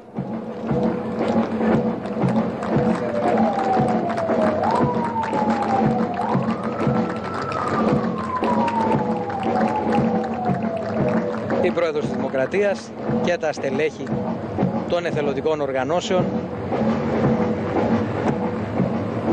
σε μια Θεσσαλονίκη που ο ήλιος λάμπει πολύ δυνατά. Στη συνέχεια, και ενώ βλέπουμε εδώ και τα χαρακτηριστικά έτσι της πολιτικής προστασίας, εδώ τους εθελοντές των ειδικών αποστολών.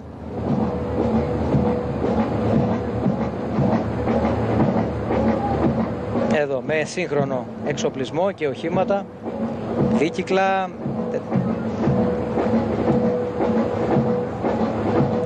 Σε λίγο θα περάσουμε να δούμε και τον... εδώ και η κοπέλα χαιρετά με τη σημαία μέσα από το τζιπ.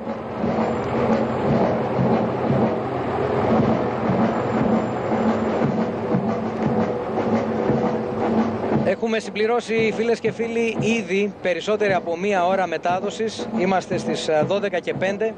Στις 11 ακριβώς ξεκίνησε η μετάδοσή μας, ίσως και ένα λεπτό νωρίτερα. Και έχουμε ακόμη αρκετό ακόμα. Ναι, σίγουρα. Εξακολουθούμε και βλέπουμε ωραία πλάνα. Πολλά τα jet ski, πολλά τα ταχύπλοα που συμμετέχουν με το δικό τους τρόπο. Και οι κάμερες της ΕΡΤ που υπάρχουν για τον σκοπό της μετάδοσης σε πολλά σημεία φροντίζουν να μας δείχνουν. Αναφερόμουν νωρίτερα στους σημαντικούς Έλληνες καλλιτέχνες. Να συνεχίσω αυτή την αναφορά, να μιλήσω για τους εξαιρετικούς ζωγράφους Σπύρο Βασιλείου και Γιάννη Τσαρούχη. Διάβαζα μόλις προχθές κάποιες αφηγήσεις του Γιάννη Τσαρούχη και για το πώς ζωγράφησε εκεί στο μέτωπο και μια ολόκληρη εκκλησία. Εκκλησία που δημιούργησαν με τα χέρια τους οι στρατιώτες στο μέτωπο. Μεταξύ άλλων στο μέτωπο του 40 και όχι μόνο και μετά στους αγώνες οι ηθοποιοί μας Λάμπρος Κωνσταντάρας, Διονύσης Παπαγιαννόπουλος, Ντίνος Ηλιόπουλος, ο Παντελής Ζερβός, ο Νίκος Σταυρίδης, ο Λικούργος Καλέργης, ο Θάνος Κοτσόπουλος, ο Μάνος Κατράκης, ο Στέλιος Βόκοβιτς, ο Γκίκας Μπινιάρης και πολλοί ακόμα. Η παρέλαση των πολιτικών τμήματων εξακολουθεί και συνεχίζεται. Και τώρα νομίζω μπορούμε να πάμε σιγά σιγά. Στο βάθος της οθόνης μας βλέπουμε τον Σύλλογο Ιστορικών Στρατιωτικών Οχημάτων, μέλος της Ελληνικής Ομοσπονδίας Οχημάτων Εποχής. Σκοπός της ύπαρξής του η διατήρηση και προβολή των στρατιωτικών οχημάτων που έγραψαν ιστορία με τις ένοπλες δυνάμεις της πατρίδας μας. Τα οχήματα που διαθέτει είναι συντηρημένα και αξιόμοχα κατασκευασμένα από το 1941 έως το 1980. Όμως δεν μένουν μόνο σε αυτό τα μέλη του Συλλόγου. Δεντροφυτεύσεις, αιμοδοσίες, πυρασφάλειες, καθαρισμοί χώρων, επισκέψεις σε παιδικά χωριά, αλλά και σε όλες τις εθνικές επετείους, συσίτια, σε απόρους, σε αστέγους, πάρα πολλές οι δραστηριότητες. Ο ΣΥΣΟ εκθέτει κάθε χρόνο και στην Διεθνή Έκθεση Θεσσαλονίκης ιστορικά στρατιωτικά οχήματα, αλλά και μουσιακό υλικό. Βλέπουμε και πάλι στην κορυφή του σχηματισμού ο πρωταθλητής του ράλι Ντακάρ, Παρί Ντακάρ, Βασίλης Ορφανός, με μια συμμαχική μηχανή τύπου Νόρτον του 42. Πολέμησε στη Βόρεια Αφρική. Και βέβαια και όλα τα υπόλοιπα ιστορικά οχήματα με εξαιρετική δουλειά, εξαιρετικές βαφές, λεπτομέρεια. Αυτά και πολλά άλλα μέσα και οχήματα έχουν συντηρηθεί από το Σύλλογο Ιστορικών Στρατιωτικών Οχημάτων. Και εξακολουθούμε και βλέπουμε εδώ κυρίως τα χαρακτηριστικά τζιπ. Έτσι είπαμε, από το 1941 και το 1980 είναι αυτά τα οχήματα που παρακολουθείτε στις τηλεοπτικές σας οθόνες. Εδώ στην τηλεοπτική μετάδοση της ΕΡΤ 3 και φέτος 28 Οκτωβρίου του 2024.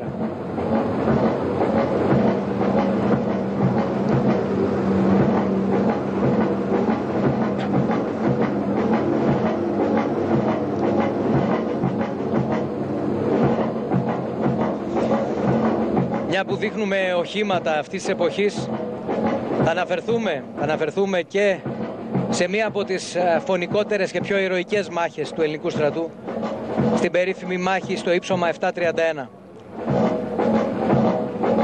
Και ενώ συνεχίζεται, βλέπουμε στην εικόνα μας το πλήρωμα του ελικοπτέρου της αεροπορίας στρατού, μεταφορικό ελικόπτερο τύπου Huey.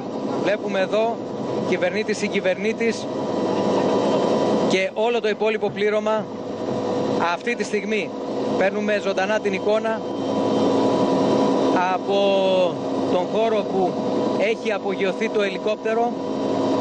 Σε λίγο, σιγά σιγά, καθώς θα έρχονται και τα στρατιωτικά τμήματα, εδώ συνεχίζουμε και βλέπουμε τώρα τα πολιτικά τμήματα. Βλέπουμε και εφεδρικές οργανώσεις όπως η ΛΕΦΕΔ, η Λέσχη Εφέδρων Ενόπλων Δυνάμεων.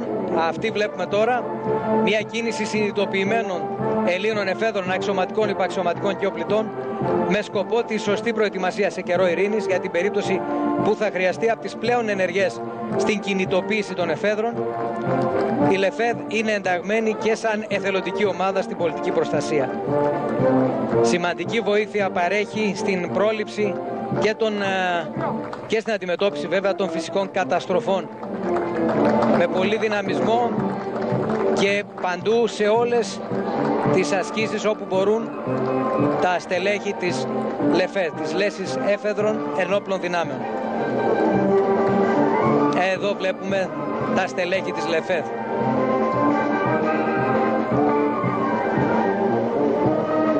Νομίζω ότι δεν έχουν να ζηλέψουν σε τίποτα τους εν ενεργεία στρατιωτικούς. Εδώ βλέπουμε και το σχετικό όχημα που διαθέτουν πλέον.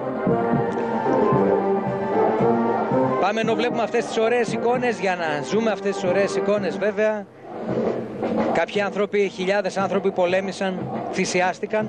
Μία από τις μεγαλύτερες μάχες του Δευτέρου Παγκοσμίου Πολέμου, όχι μόνο του έπους του 40, έγινε στο ύψωμα 731 κοντά στην Κλεισούρα το Μάρτιο του 41, στην μεγάλη αερινή αντεπίθεση του Μουσολίνι, η οποία βέβαια στέφθηκε από πλήρη αποτυχία.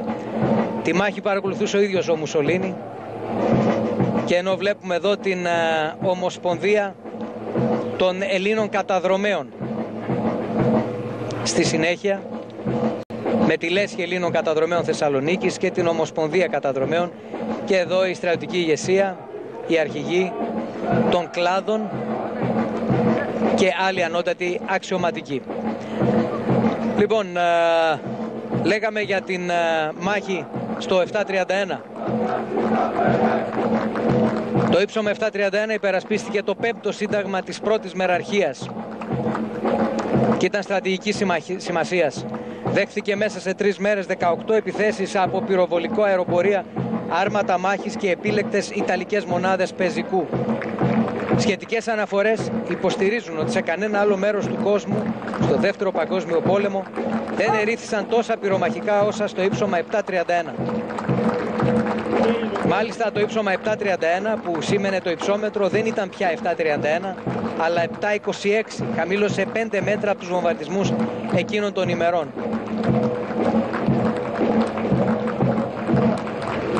Ένα μόνο κομμάτι θα διαβάσουμε από την διαταγή του διοικητή του δεύτερου τάγματος, του Δημήτριου Κασλά. Και ενώ βλέπουμε όλα τα ελικόπτερα της αεροπορίας στρατού να απογειώνονται σιγά σιγά, εδώ βλέπουμε και το εσωτερικό. Ευχαριστούμε και τον εικονολήπτη μας, ο εικονολήπτης μας ο Θεόδωρος Οικονομίδης, αν δεν κάνω λάθος, που βρίσκεται μέσα σε ένα από τα ελικόπτερα τα οποία παρακολουθούμε τώρα εδώ.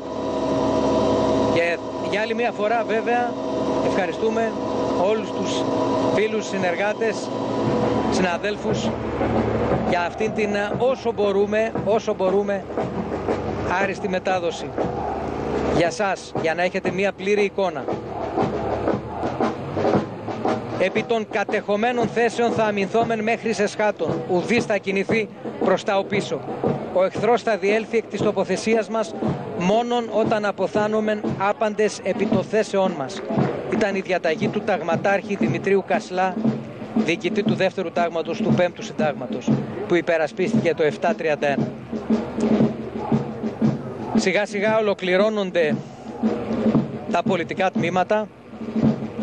Σε λίγο, αγαπητές φίλες, αγαπητοί φίλοι, θα δούμε και τον έχοντα το Γενικό Πρόσταγμα να απευθύνεται στην Πρόεδρο της Δημοκρατίας, δηλώνοντας βέβαια την ολοκλήρωση της παρέλασης των πολιτικών τμήματων. Όπως αναφέραμε και νωρίτερα, και φέτος ο έχον το Γενικό Πρόσταγμα των πολιτικών και μαθητικών τμήματων είναι ο εκπαιδευτικός φυσικής αγωγής, ο κύριος Γεώργιος Κουνάδος. Βλέπουμε εδώ το αντιτορπιλικό βέλος στο λιμάνι της Θεσσαλονίκης, εγκαταστάσεις του ΟΛΘ, του Οργανισμού Λιμένος Θεσσαλονίκης, μπροστά στις αποθήκες, κάποιες βέβαια από τις αποθήκες οι οποίες έχουν ανακαινιστεί και χρησιμοποιούνται βέβαια κυρίως για πολιτιστικούς σκοπούς στην πρώτη προβλήτα στο λιμάνι της Θεσσαλονίκης. Σιγά σιγά ολοκληρώνεται, όπως είπαμε, η πρώτη ενότητα και θα περάσουμε στη στρατιωτική παρέλαση.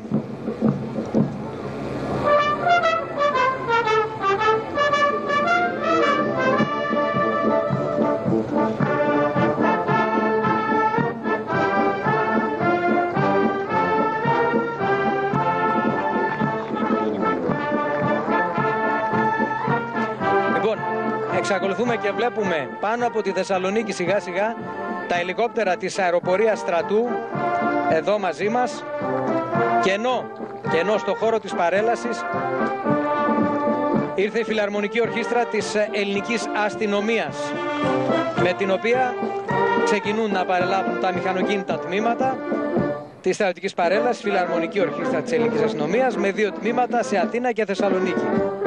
Απαρτίζεται από άριστους μουσικούς. Και εδώ σιγά σιγά στον ορίζοντα της Θεσσαλονίκης φέτος υπήρχε μια δυνατότητα επιπλέον, καθώς σύμφωνα με τις πληροφορίες μας η απογείωση των δυτικών μέσων των ελικοπτέρων γίνεται από την 113 πτέρυγα μάχης, από το αεροδρόμιο. Εδώ βλέπουμε τώρα τον κύριο Γιώργιο Κουνάδο, ένας άνθρωπος με εμπειρία σε εκδηλώσεις αυτές, που υπηρετεί ως εκπαιδευτικός στο 13ο και 11ο Γυμνάσιο Θεσσαλονίκης. Έδωσε την λήξη της παρέλασης των πολιτικών και μαθητικών τμήματων της παρέλασης. Ολοκληρώνεται λοιπόν. Θα έχουμε τώρα οπωσδήποτε ένα μικρό κενό μέχρι να φτάσουμε, αλλά θα φροντίσουμε φυσικά τόσο με λόγο όσο και με εικόνα, και ένα εικόνα που έρχεται εδώ από, δείτε πόσα είναι στο βάθος στην προοπτική τα πτυτικά μέσα, επιθετικά ελικόπτερα τύπου Apache, επιθετικότητα, ελικόπτερα τύπου Kiowa Warrior, όπως είπαμε Huey, έχουμε στη σειρά, θα δούμε και τα μεγάλα, τα μεταφορικά ελικόπτερα τύπου Chinook και τα NH-90 βέβαια, από τα τελευταία αποκτήματα του ελληνικού στρατού.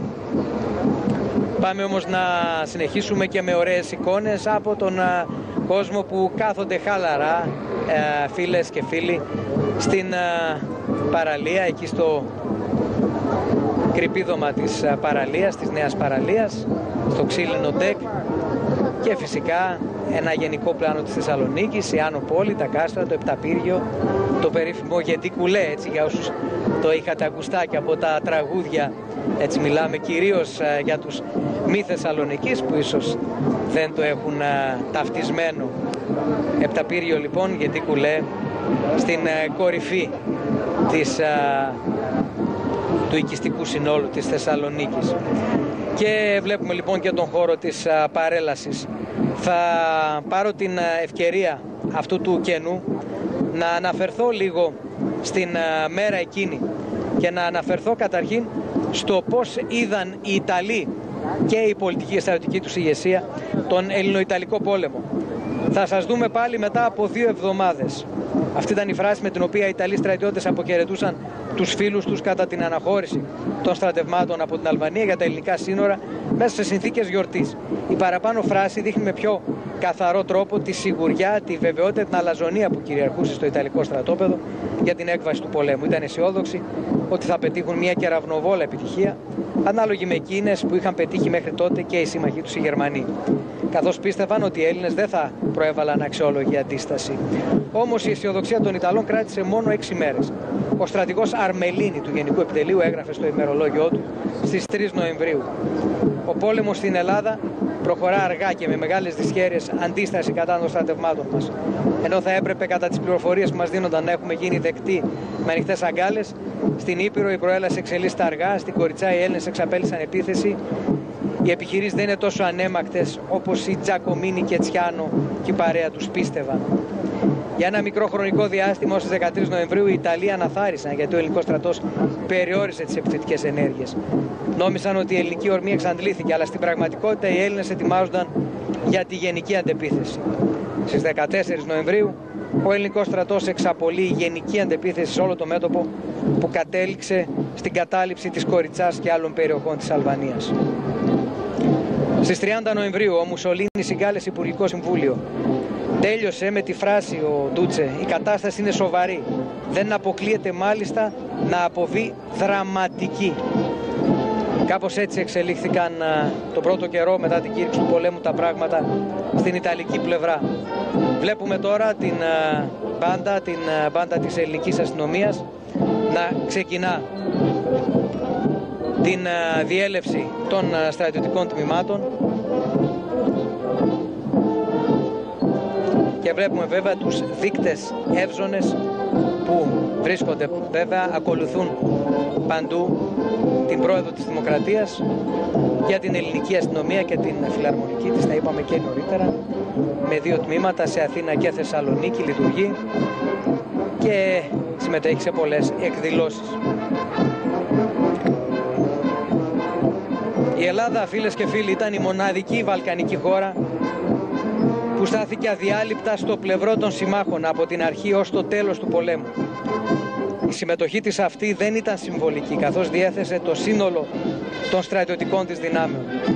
20 μεραρχίες πεζικού για χρονικό διάστημα 7 μηνών και με αυξομοιούμενη δύναμη μία μεραρχία πεζικού στη Μέση Ανατολή και την ορεινή ταξιαρχία βέβαια στην Ιταλία. Ένα θωρηκτό, 22 αντιτορπιλικά, 8 υποβρύχια, 3 κορβέτες, 5 τορπιλοβόλα, 4 αρματαγωγά, 13 ναρκαλιευτικά και ένα ανθυποβρυχιακό σκάφος. 56 αεροσκάφη επίσης. Και ενώ εδώ βλέπουμε αεροσκάφη τύπου Kiowa Warrior στη Θεσσαλονίκη. 541 ατμόπλια υπό ελληνική σημαία, έτσι, του εμπορικού ναυτικού, 124 υποξένη σημαία και 630 εστιοφόρα. Όλα αυτά συμμετείχαν σε επιχειρήσεις του Δεύτερου Παγκοσμίου Πολέμου. Στη διάρκεια του αγώνα οι απώλειες που γνώρισε η Ελλάδα ήταν δυσανάλογες με το μέγεθος και τον πληθυσμό της. Ο στρατός Ξηράς είχε περίπου 14.000 νεκρούς και 43.000 τραυματίες. Το πολεμικό ναυτικό έχασε συνήθως άφτανδρα, 8 αντιτορπιλικά, 5 υποβρύχια και μεγάλο αριθμό βοηθητικών σκαφών.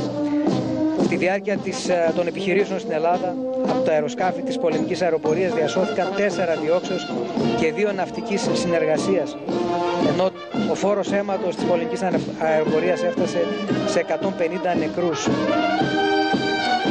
Το 72% της αρχικής δύναμης του εμπορικού ναυτικού βυθίστηκε.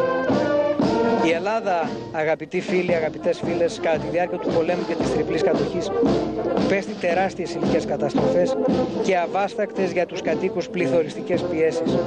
Σύμφωνα με στατιστικές εκτιμήσεις του ΟΗΕ, στις ζημιές από τον πόλεμο σε σύγκριση με το ετήσιο εισόδημα, η Ελλάδα έρχεται πρώτη με συντελεστή 170%, ενώ η τιμένη Γερμανία δεύτερη με συντελεστή 135%. Είναι μερικά στοιχεία τα οποία δεν γνωρίζουμε πολύ και πρέπει να τα γνωρίζουμε και πρέπει να ανατρέχουμε στα βιβλία της ιστορίας και πέρα από αυτά που έτσι διδασκόμεθα πολλές φορές στην υποχρεωτική εκπαίδευση. Ιδιαίτερη μνήα πρέπει να γίνει στις ανθρώπινες απώλειες και τις υλικές ζημιές που υπέστη η Ελλάδα. Το Υπουργείο Ανοικοδομήσεως υπολόγισε τον αριθμό των νεκρών κατά τη διάρκεια της κατοχής και του Δεύτερου Παγκοσμίου Πολέμου στην Ελλάδα μεταξύ 390 και 600.000. Κατά τη διάρκεια της τριπλής κατοχής υπήρξαν θάνατοι από την πείνα, τις αντιστασιακές ενέργειες, τις εκτελέσεις και τους αεροπορικούς βομβαρδισμούς. Στις απώλειες αυτές βέβαια πρέπει να προσθεθούν και όσοι από τους ομήρους μεταφέρθηκαν στη Γερμανία, την Ιταλία και τη Βουλγαρία και δεν επέστρεψαν στην Ελλάδα. Από τους 150.000 ομήρους δεν επέστρεψαν οι 105.000. Ο Υφυπουργός Ανοικοδομήσεως των πρώτων μεταπολεμικών κυβερνήσεων, Κωνσταντίνος Δοξιάδης, αναφέρει 390.700 νεκρούς, τονίζοντας όμως ότι ασφαλώς υπήρξαν νεκροί που δεν έχουν υπολογιστεί, ιδιαίτερα ανάμεσα σε 1.200.000 αστέγους που ζούσαν και στα βουνά υπό πρωτόγονες συνθήκες. Άλλες μελέτες ανεβάζουν τους νεκρούς μας σε 405 και σε 490.000. Στην έκθεση της ελληνικής κυβέρνησης που υποβλήθηκε τον Νοέμβριο του 1945 στη διάσκεψη των Παρισίων με αντικείμενο τις πολεμικές επανορθώσεις, αναφέρονται για την Ελλάδα 558.000 θάνατοι, πάνω από μισό εκατομμύριο, και 880.000 ανάπηροι.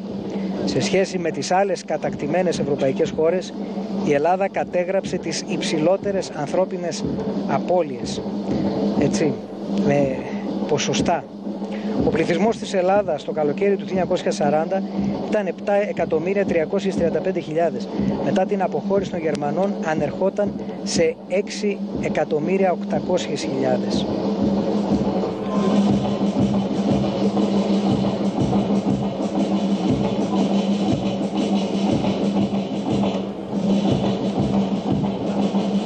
Για να αναφέρουμε και κάποια στοιχεία σχετικά με το κόστος των υλικών καταστροφών, ένα κόστος που υπολογίστηκε σε 17 δισεκατομμύρια 870, περισσότερα από 870, 17 δισεκατομμύρια 870 εκατομμύρια δολάρια.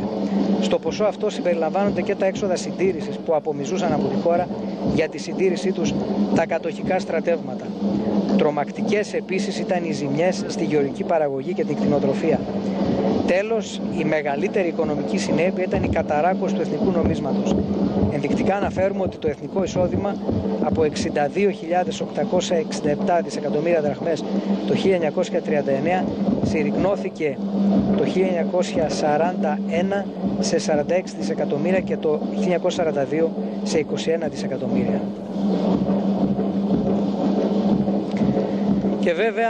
Και βέβαια, τι να πρωτοθυμηθούμε από τις θηριωδίες που έλαβαν χώρα στην ματωμένη Ελλάδα.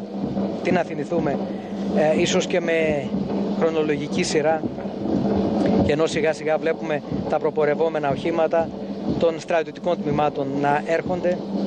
Τι να πρωτοθυμηθούμε τον Κάνδανο στα Χανιά, το Δοξάτο της Δράμας, τα Κερδίλια στις Σέρρες, το Μεσόβουνο στην Κοζάνη, το Δομένικο στην Ελασσόνα, το Κομμένο στην Άρτα, το Βιάνο και την Ιεράπετρα στην Κρήτη, τα Καλάβρητα, τη Δράκια στο Πήλιο, το Σκοπευτήριο της Κεσαριανής, τους Πύργους στην Εορδαία Κοζάνης, τους Μολάους στη Λακωνία. Τι να πρωτοθυμηθούμε, το Δίστομο στη Βιωτία, το Χαϊδάρι, το Χορτιάντι εδώ στη Θεσσαλονίκη, την Κοκκινιά, την Κλεισούρα. Τι να πρωτοθυμηθούμε από τους τόπους μαρτυρίου των Ελλήνων. Περνά μπροστά μας τώρα έχουν το Γενικό Πρόσταγμα των Στρατευμάτων υποστράτηγος Αθανάσιος Κοντός, διοικητής της Δευτέρας Μηχανοκίνητης Μεραρχίας Πεζικού. Εδώ βλέπουμε που έχουν το Γενικό Πρόσταγμα και το διακλαδικό επιτελείο του επιβαίνει στα οχήματα τα κλασικά Mercedes που κατασκευάστηκαν από την Έλβο, την Ελληνική Βιομηχανία Οχημάτων. Εδώ βλέπουμε τον υποστράτηγο με το διακλαδικό επιτελείο του. Θα πάνε να λάβουν τις θέσεις τους απέναντι από το σημείο που βρίσκεται η πρόεδρος της Δημοκρατίας.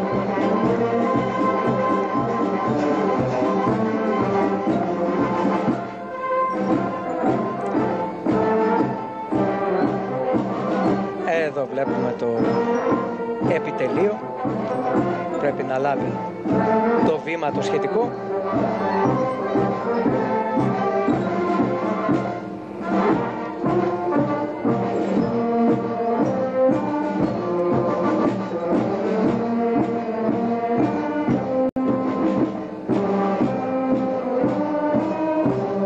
Στη σημερινή παρουσίαση, φίλες και φίλοι, θα ήθελα να σταθούμε και στο μεγάλο αγώνα που έδωσαν τα ελληνικά στρατεύματα.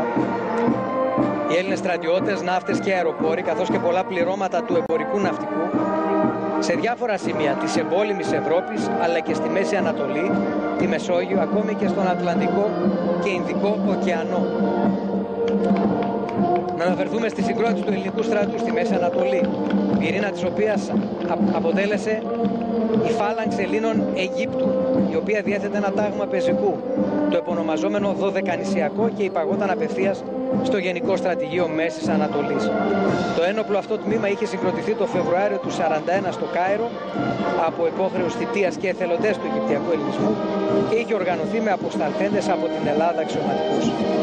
Οι ανάγκες όμως επέβαλαν την οργάνωση των ελληνικών όπλων δυνάμεων, και ενώ εδώ βλέπουμε, καθώς μιλάμε για την εποχή του 40-41, βλέπουμε και πλάνα από το εσωτερικό του Spitfire, το βλέπουμε τώρα, ίσως αν το δούμε και σε ένα μονό παράθυρο, από το Supermarine Spitfire MJ755 σε σχηματισμό με ένα σύγχρονο αεροσκάφος F-16, όπως συνηθίζει τα τελευταία 2-3 χρόνια. Ένα αεροσκάφος το οποίο ανακατασκευάστηκε και επανήλθε σε πτήσιμη κατάσταση με δωρεά του Ιδρύματος Ίκαρος, το Supermarine Spitfire, σύμβολο βέβαια της πολεμικής αεροπορίας και της βρετανικής αεροπορίας. Ένα αεροσκάφος το οποίο άλλαξε εν πολλοίς και τον ορού των πολεμικών επιχειρήσεων, ειδικά στον αέρα. Βλέπουμε και τον ελιγμό του, το ξακουστό Spitfire, ένα από τα οποία Spitfire μετά την μάλλον τα χρησιμοποίησαν Έλληνες πιλότοι και στην Μέση Ανατολή, και από εκεί και πέρα μετά το 1944 ήρθαν στην Ελλάδα, στη χώρα μας, όπου επιχείρησαν μέχρι το 1953. Μετά βέβαια αντικαταστάθηκαν από σύγχρονα, κυρίως αεροθούμενα μαχητικά αεροσκάφη. Βλέπουμε και πάλι τα ελικόπτερα της αεροπορίας στρατού, πάρα πολλά στον αέρα, διαφόρων τύπων, είπαμε, μεταφορικά Huey, αναγνωριστικά αλλά και με επιθετικές δυνατότητες, Kiowa Warrior, καθώς επίσης και τα επιθετικά ελικόπτερα, τα υπερσύγχρονα επιθετικά ελικόπτερα τύπου Apache. Και σιγά σιγά πάμε στην στρατονομία εδώ, στο βάθος του πλάνου μας. Λέγαμε λοιπόν με αφορμή και το Spitfire για τη Μέση Ανατολή, το αρχηγείο Μάλιστα. Και πού θα πάμε τώρα? Ξαναφεύγουμε. Είναι πάρα πολλά τα πλάνα μας και εδώ έχουμε την ευτυχία, φίλες και φίλοι, να σας δείχνουμε τον πιλότο μας, τον σμηναγό Γιώργο Σωτηρίου, να προετοιμάζεται για την πτήση με το F-16 της ομάδας Ζεύς στις εγκαταστάσεις 113 πτέρυγας μάχης. Ο πιλότος μας, το παλικάρι μας, ο σμηναγός Γιώργος Σωτηρίου, Σεραίος στην καταγωγή. Μπαίνει στο σχετικό όχημα, μας έκανε και το σήμα της νίκης. Ο Γιώργος Σωτηρίου.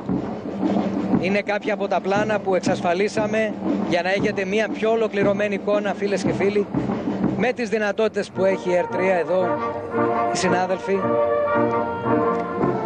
Προσπαθήσαμε τις προηγούμενες 10 μέρες να σας φέρουμε σε όσο γίνεται πιο κοντινή επαφή με τους ανθρώπους που είναι οι ήρωες, είναι οι πρωταγωνιστές αυτής της παρέλασης, αυτής της εκδήλωσης. Εδώ βλέπουμε τα δίκυκλα, βέβαια, τους δικυκλιστές της στρατονομίας σε άψογους σχηματισμούς. Ένα τμήμα στρατονόμων δικυκλιστών λοιπόν, το όργανο της διοίκησης για την τάξη, την πειθαρχία και την ασφάλεια. Ενώ συνέχεια έχουμε το μηχανοκίνητο πεζικό, τον πλέον αποφασιστικό παράγοντα επιτυχίας στο πεδίο της μάχης. Μηχανοκίνητο πεζικό, προπορευόμενο, ένα τεθωρακισμένο όχημα μεταφοράς προσωπικού μη 113 Α2. και τα πλάνα που εξασφαλίσαμε από τις ερπίστριες των οχημάτων, τόσο των τεθωρακισμένων οχημάτων μεταφοράς προσωπικού όσο και των αρμάτων μάχης. Πάμε λοιπόν τώρα στα μη 113α2, τα τεθωρακισμένα οχήματα μεταφοράς προσωπικού αμερικανικής κατασκευής, εξοπλισμένα με πολυβόλα 0,50 των 50 χιλιοστών. Χρησιμοποιούνται μέρα και νύχτα για τη μεταφορά τμήματων πεζικού στο πεδίο της μάχης. Ενώ συνέχεια βλέπουμε το τεθωρακισμένο όχημα μάχης, το Marder 1α3 γερμανικής προέλευσης, που αποκτήθηκε πρόσφατα το 2022 από τον ελληνικό στρατό. Βλέπουμε λοιπόν τα περίφημα οχήματα τύπου Marder, εξοπλισμένα με θερμικό περισκόπιο τρίτης γενιάς για σκόπευση σε οποιασδήποτε συνθήκες ορατότητας.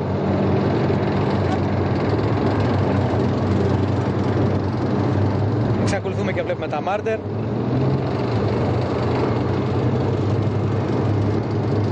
Και φυσικά με το σχετικό βουητό πλέον από τις ερπίστριες. Στη συνέχεια θα πάμε στο λόγο υποστήριξης του μηχανοκίνητου τάγματος πεζικού. Εδώ και το ωραίο μας πλάνο, έτσι, η μίξη της εικόνας με την ελληνική σημαία. Στη συνέχεια θα πάμε στα μη 11-17, τα τεθωρακισμένα τροχοφόρα οχήματα, τα οποία είναι ευκίνητα πολλαπλών χρήσεων, χρησιμοποιούνται για επιχειρήσεις τόσο στον ηπειρωτικό όσο και στον νησιωτικό χώρο της Ελλάδος. Και βέβαια όπου χρειαστούμε. Και εδώ βλέπουμε το εσωτερικό ενός από αυτά τα οχήματα. Μη 11-17. Πάμε τώρα σε μια δημιουργία αναγνώρισης εξοπλισμένη με πολυβόλα βομβίδων GMG επί οχημάτων VBL και Hammer. Βλέπουμε αμέσως τώρα. Ενώ συνέχεια δημιουργία με αντιαρματικά όπλα Μίλαν επί οχημάτων επίσης Hammer. Και αφήνουμε την εικόνα και τον ήχο να μιλήσει.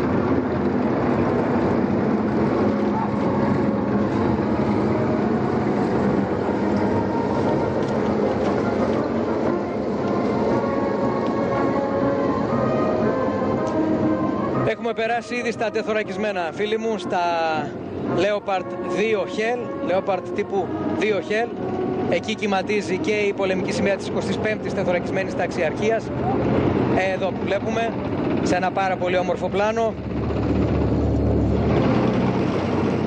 τα τεθωρακισμένα Hell, 2 Hell Leopard. Από τα πιο σύγχρονα τεθωρακισμένα, από τα πιο σύγχρονα άρματα μάχης στον κόσμο.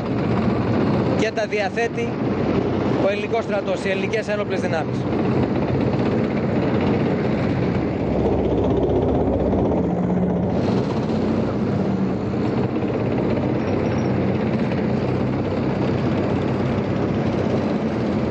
Στο δεύτερο ουλαμό αρμάτων ακολουθούν τα Leopard 2α4, φυσικά επικεφαλής πληρωμάτων, άντρες και γυναίκες, αξιωματικοί των ελληνικών ενόπλων δυνάμεων, των τεθωρακισμένων μας. Υπενθυμίζουμε, έτσι, ξεκινήσαμε με το μηχανοκίνητο πεζικό, υπενθυμίζουμε και συνεχίζουμε τα τεθωρακισμένα Leopard 1α5, θα ολοκληρώσουν τη διέλευση των τεθωρακισμένων.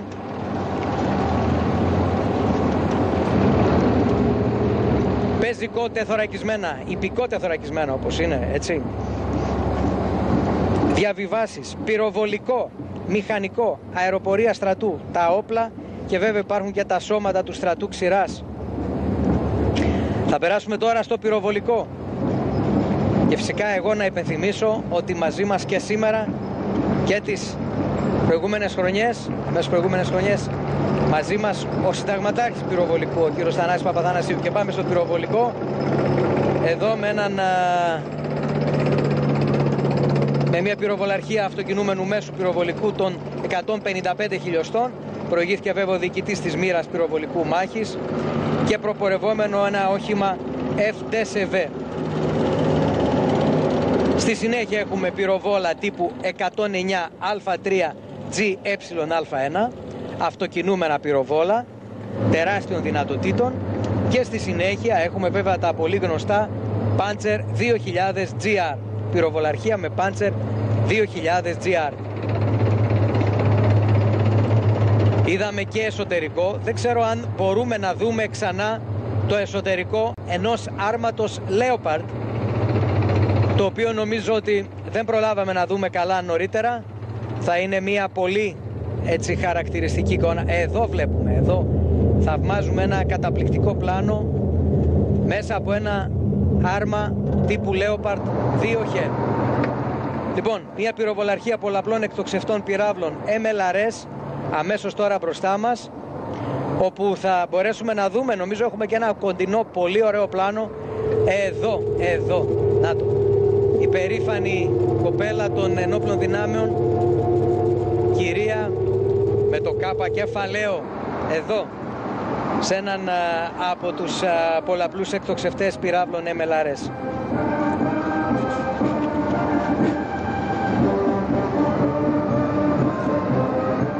Λοιπόν, έχουμε στη συνέχεια πυράβλους Atacams, έχουμε και ουλαμό αντιαεροπορικού πυροβολικού Stinger Astra Delas. Ενώ αμέσως τώρα βλέπουμε μια πυροβολαρχία κατευθυνόμενων βλημάτων τύπου Hawk. Στην οθόνη μας, φίλες και φίλοι, και στη συνέχεια θα δούμε την πυροβολαρχία κατευθυνόμενων πυράβλων Tor Mi 1. Ένα από τα πιο σύγχρονα αντιαεροπορικά συστήματα κατευθυνόμενων πλημμάτων.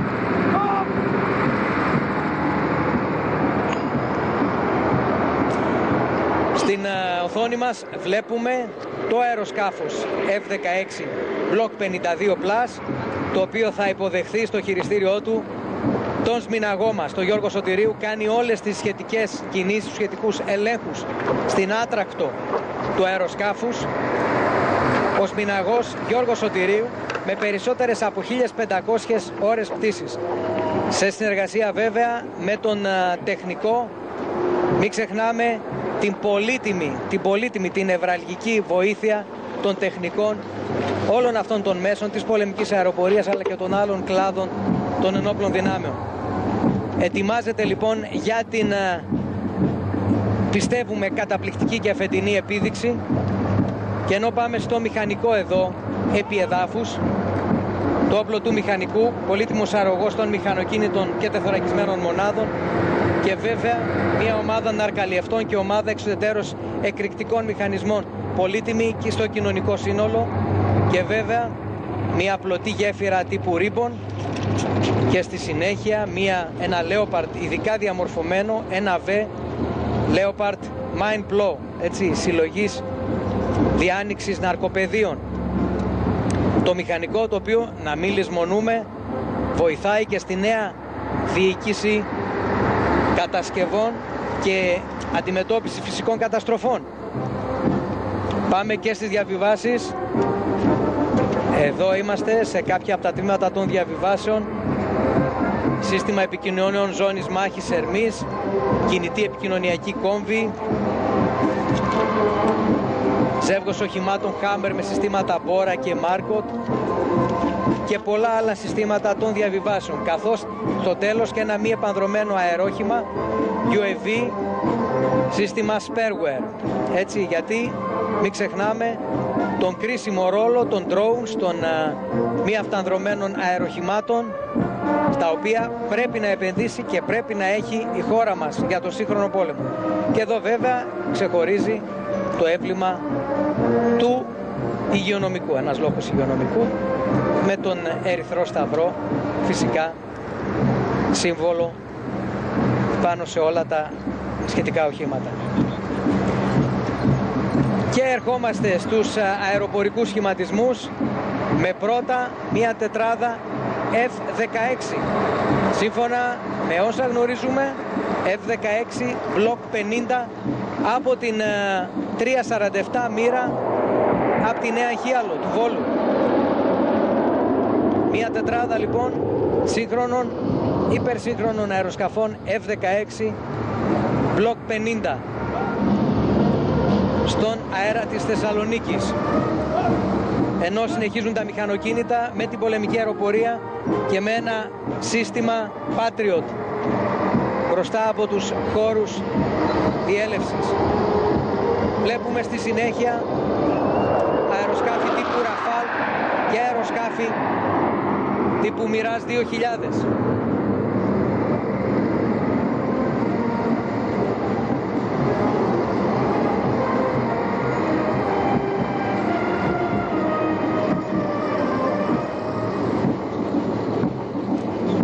Λοιπόν, είδαμε αεροσκάφη μέχρι τώρα, αεροσκάφη τύπου F-16, ένα σχηματισμό Rafale, ένα σχηματισμό Mirage 2005,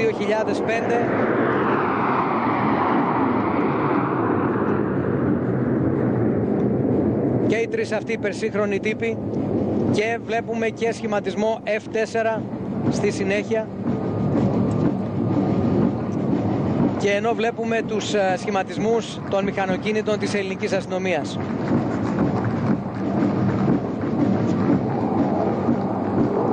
Συνεχίζουμε και βλέπουμε τις διελεύσεις των μαχητικών αεροσκαφών πάνω από το χώρο της εξέδρας. Εδώ F4, φίλες και φίλοι, F4 Phantom, κλασικά αεροσκάφη.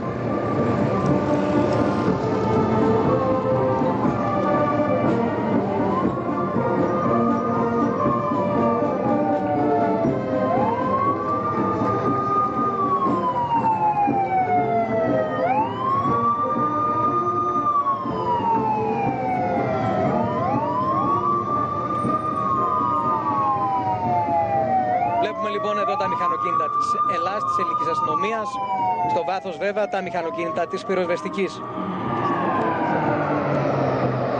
Θα πρέπει να πω στο σημείο αυτό, και καθώς εξακολουθούμε και βλέπουμε τις διελεύσεις αεροσκαφών, εδώ βλέπουμε και τους ειδικούς τύπους αεροσκαφών, τα οποία έχουμε σήμερα στην παρέλαση. Έχουμε σήμερα εκπαιδευτικά και Mi-346 και τα F-6. Έχουμε και το αεροσκάφους εναέριου ελέγχου, το Embraer. Πρόκειται να περάσουν από το χώρο της παρέλασης και μεταγωγικά τα περίφημα C-130 τύπου Hercules, αλλά και C-27 τύπου Spartans. Βλέπουμε και πάλι τον πιλότο μας, τον σμηναγό Γιώργο Σωτηρίου, όπως είπαμε, με περισσότερες από 1500 ώρες πτήσης. Έκλεισε η καλύπτρα του αεροσκάφους. Βλέπουμε τώρα ένα Embraer, αυτό που σας λέγαμε νωρίτερα, εναέριας παρακολούθησης και ελέγχου, ένα υπτάμενο ραντάρ. Βλέπουμε εδώ τα τμήματα της πυροσβεστικής. Και ενώ σε λίγο θα δούμε στο δεύτερο παράθυρό μας ένα C-130 και δύο C-27 μεταφορικά αεροσκάφη. Το πιο μεγάλο C-130 τύπου Hercules και τα δύο C-27 τύπου Spartans. Βλέποντας και την πυροσβεστική μας, να πούμε ότι επρόκειτο να περάσουν από το χώρο της παρέλασης και άλλα τμήματα, αλλά πρέπει να τονίσουμε τη συνεχή παρουσία και βοήθεια στο κοινωνικό σύνολο. Τμήματα της πυροσβεστικής χρειάστηκε να μεταβούν σήμερα εκτάκτως στην πυρκαγιά που δυστυχώς καίει στις κορυφές του Παγκαίου. Και με αφορμή αυτή θα κάνουμε αναφορά και στα Canadair, στα αεροσκάφη τύπου Canadair. Εδώ τα βλέπουμε σε άψογο σχηματισμό.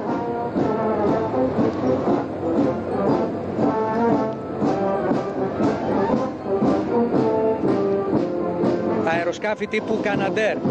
Διαθέτουμε και τα 215 και τα 415. Και βέβαια σύντομα θα αποκτήσουμε Canadair και ακόμη πιο σύγχρονα, φίλες και φίλοι, τους τελευταίου τύπου, σε μια χώρα η οποία δυστυχώς πλήττεται όλα τα τελευταία χρόνια από καταστροφικές πυρκαγιές. Εδώ βλέπουμε τον σχηματισμό των ελικοπτέρων της αεροπορίας στρατού. Μπροστά βλέπουμε τα επιθετικά ελικόπτερα τύπου Apache, στη συνέχεια βλέπουμε τύπου Kiowa Warrior, βλέπουμε και τα NH-90. Εδώ βλέπουμε ένα αεροσκάφος του λιμενικού Alpha Charlie 22. Σήμερα πραγματικά είναι όλα τα πτυτικά μέσα στην διάθεση και του κόσμου. Και μιλώντας για τα πτυτικά μέσα, να υπενθυμίσω για όσους δεν το έμαθαν, δεν το ακούσαν και από τις άλλες μεταδόσεις μας, ότι η μεγάλη αεροπορική επίδειξη με αφορμή το προστάτη της πολεμικής αεροπορίας εκεί στις 8-9-10 Νοεμβρίου, 8-9-10 Νοεμβρίου, θα γίνουν στην Θεσσαλονίκη οι κύριες εκδηλώσεις, με εκδηλώσεις βέβαια σε όλη τη χώρα, και θα έχουμε και εδώ αεροπορική επίδειξη Θεσσαλονίκη από πολλά πτυτικά μέσα.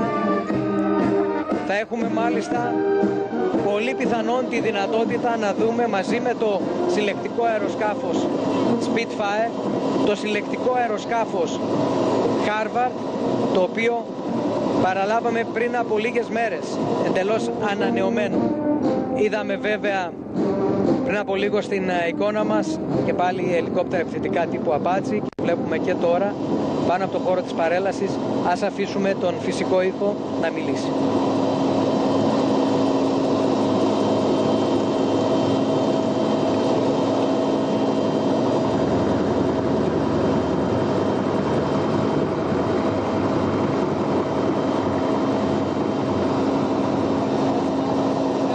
Πλάνα και πάλι από τους τεχνικούς και τον σκηνοθέτη, τους σκηνοθέτες μας από το Van.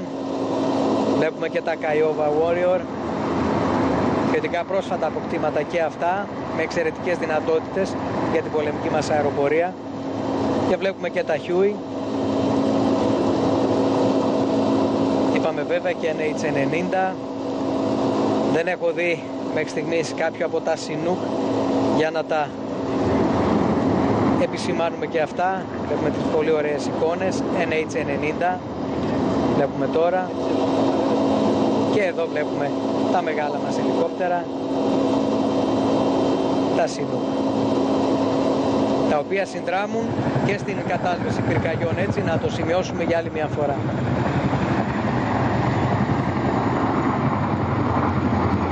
Λοιπόν, και βλέπουμε εδώ ένα Chinook ακόμα.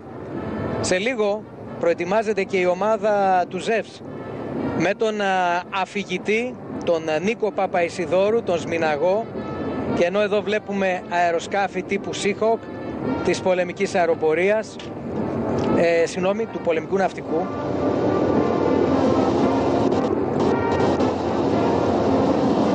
Seahawk, ελικόπτερα του πολεμικού ναυτικού, και ελικόπτερα τύπου Dolphin του λιμενικού σώματος.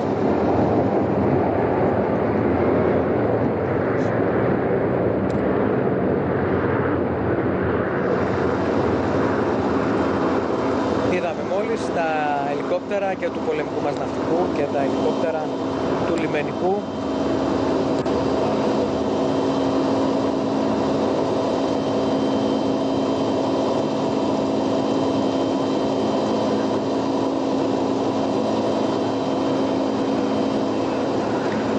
Εδώ σχεδόν όλοι οι τύποι διαθέσιμων ελικοπτέρων. Εδώ βλέπουμε τώρα του λιμενικού, το Dolphin, το βλέπουμε εδώ.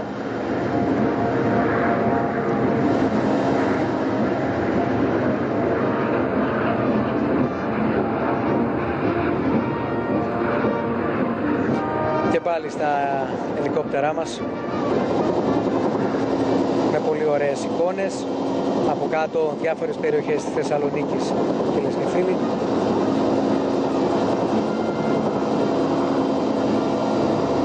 Εδώ βλέπουμε και ένα ελικόπτερο του πυροσβεστικού σώματος τύπου Μπράβο Κίλο 117. Να και ένας χαιρετισμός από το σκάφος της πυροσβεστικής υπηρεσίας. Είναι χαρακτηριστικό, έτσι, με τους κρουνούς, έτσι, του νερού. Λοιπόν, σιγά σιγά ολοκληρώνεται και η παρέλαση των πεζοπόρων με των μηχανοκίνητων τμήματων. Θα περάσουμε σε λίγο και στα πεζοπόρα τμήματα. Θα παραδώσει την σκητάλη η μπάντα της ελληνικής αστυνομίας στη στρατιωτική μουσική του Τρίτου Σώματος Στρατού.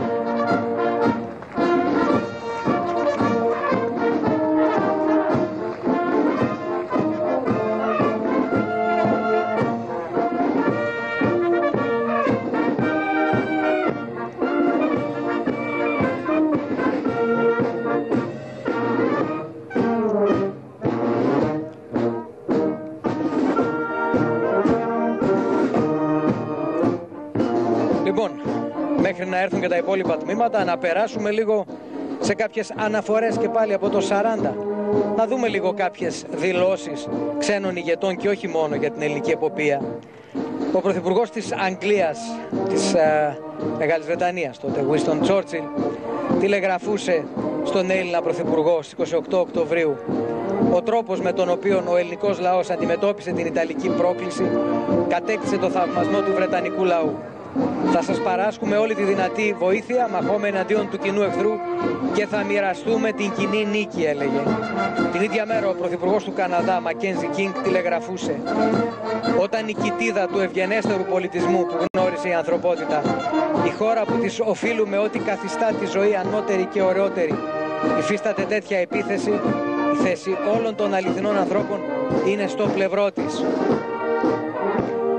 Όταν πλέον οι ελληνικές ένοπλες δυνάμεις είχαν μεγαλουργήσει στα βουνά της Πίνδου, ο Βρετανός πρωθυπουργός Winston Churchill είπε το περίφημο: από εδώ και στο εξής, δεν θα λέγεται ότι οι Έλληνες πολεμούν ως ήρωες, αλλά ότι οι ήρωες πολεμούν ως Έλληνες.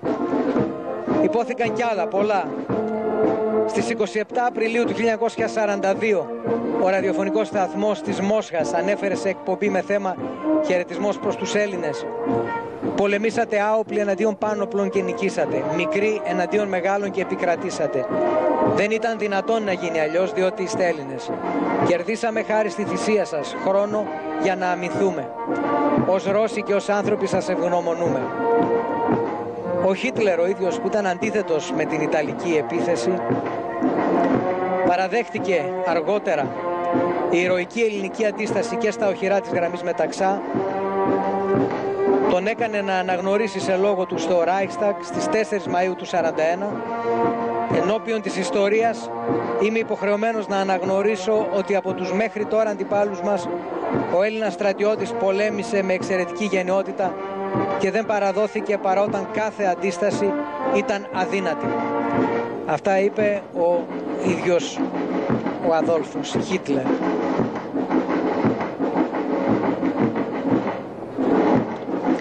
Πάμε σιγά σιγά στην αρχή της διέλευσης των πεζοπόρων τμήματων του στρατού, της αεροπορίας, του ναυτικού και των σωμάτων ασφαλείας βέβαια.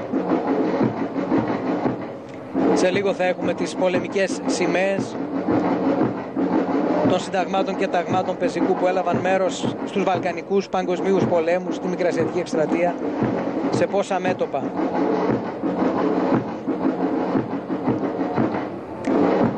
Από το βιβλίο Lessons from Greeks, δηλαδή μάθημα από τους Έλληνες, διαβάζουμε για εκείνες τις μέρες: δεν υπάρχει καμία αμφιβολία ότι αυτή τη στιγμή ο ελληνικός στρατός είναι ο πιο ενθουσιώδης στρατός στον κόσμο.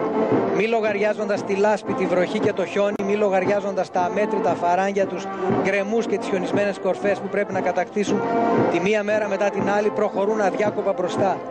Αυτοί οι άντρες με τους σιδερένιους μυς και τις ζεστές καρδιές, αυτά τα ταπεινά απλά παιδιά της Ελλάδας, θα κλέψουν τις καρδιές σας με το κουράγιο και τον αυθορμητισμό τους. Θα καταλάβετε τότε γιατί οι αξιωματικοί τους, όταν αναφέρονται σε αυτούς, μιλούν με αυτήν την ήρεμη περηφάνεια. Εδώ παρακολουθούμε τις σημαίες της σχολής πεζικού.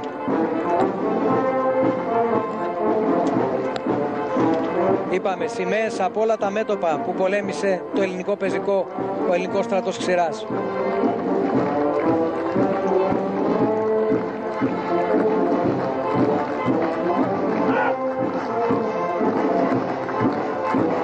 Εδώ, με καμαρωτό βήμα, οι σημεοφόροι της σχολής πεζικού.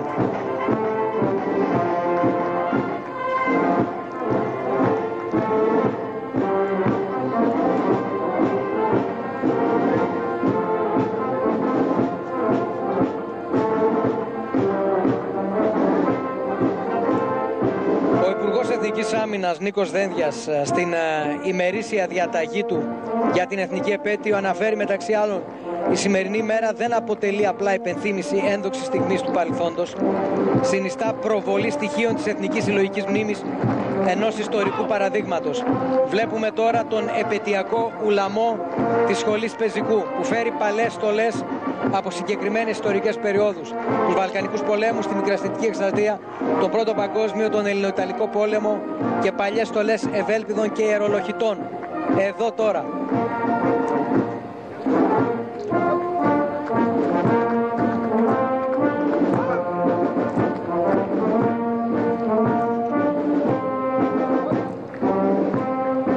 Και εδώ βλέπουμε την Σχολή Ευελπίδων, την ιστορική στρατιωτική Σχολή Ευελπίδων. Η Στρατιωτική Σχολή Ευελπίδων, το αρχαιότερο ανώτατο εκπαιδευτικό ίδρυμα της χώρας, ιδρύθηκε από τον κυβερνήτη Καποδίστρια στο Ναύπλιο το Δεκέμβρη του 1828. Εδώ, με τα χαρακτηριστικά κίτρινα επομίδες και όλα τα χαρακτηριστικά της σχολής, οι σπουδαστές της Σχολής Ευελπίδων. Άρχες θεμαθών, άρχιν επιστήσει, που σημαίνει σε ελεύθερη μετάφραση πρέπει πρώτα να μάθεις να διοικείσαι για να μάθεις να διοικείς.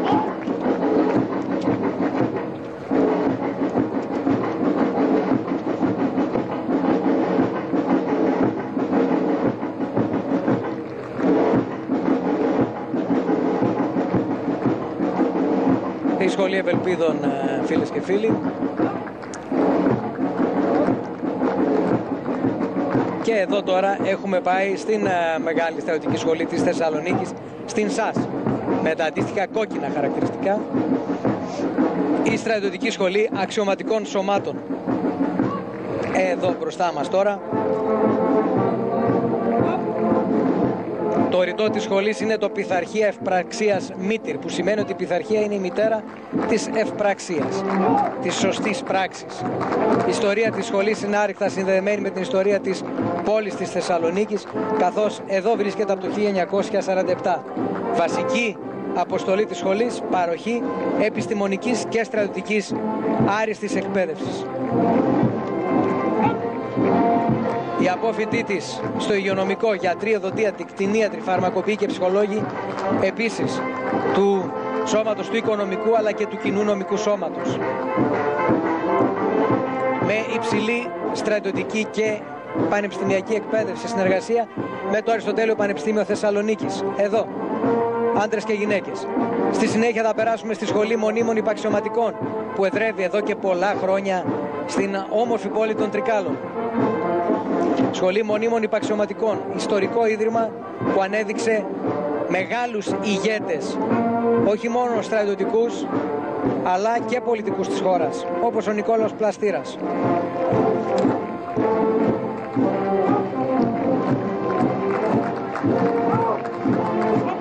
Με προμητωπίδα τις ένοπλες δυνάμεις, την ένστολη έκφραση της κοινωνίας των πολιτών δηλαδή, εξέφρασαν τότε οι πρόγονοί μας την κοινή συλλογική αντίληψη για αντίσταση, υπερασπιζόμενοι ιδανικά και αξίες που καθοδηγούν διαχρονικά την εθνική μας πορεία. Αναφέρει μεταξύ άλλων στην ημερήσια διαταγή του ο Νίκος Δένδιας, ο Υπουργός Άμυνας. Το όχι συνιστά διαχρονική απάντηση σε κάθε απόπειρα αμφισβήτησης ανεξαρτησίας μας. Επί των ημερών μας η δυνατότητα να το επαναλάβουμε αν απαιτηθεί κρατεώνεται με σταθερές συμμαχίες και κυρίως με ισχυρές ένοπλες ελληνικές δυνάμεις, οι οποίες διαφυλάττουν αποτελεσματικά τα ελληνικά που είναι και τα ευρωπαϊκά σύνορα, αναφέρει ο Νίκος Δένδιας. Εδώ βλέπουμε τον Υπουργό Άμυνας μαζί με τον κύριο Πάλμα, τον Υπουργό Άμυνας της Κύπρου και την Πρόεδρο της Δημοκρατίας, και μαζί βλέπουμε την 34η Μηχανοκίνητη Ταξιαρχία. Εδώ μία από τις πιο σημαντικές, το απόσπασμα συνταγματάρχου Διαλέτη, μία από τις πιο σημαντικές ταχυκίνητες μονάδες ελιγμού και υποστήριξης μάχης. Ένας από τους πιο σημαντικούς σχηματισμούς της χώρας, η 34 Μηχανοκίνητη Ταξιαρχία. Και εδώ τα κόκκινα μπέρε, τα περίφημα κόκκινα μπέρε, και 71 αερομεταφερόμενη ταξιαρχία Πόντος, με την χαρακτηριστική ονομασία Πόντος. Βεβαίως ένας ευέλικτος και σύγχρονος σχηματισμός μάχης, εδώ λίγο πιο έξω από τη Θεσσαλονίκη. στη Νέα Σάντα Κιλκής και όχι μόνο. Η 71 αερομεταφερόμενη ταξιαρχία.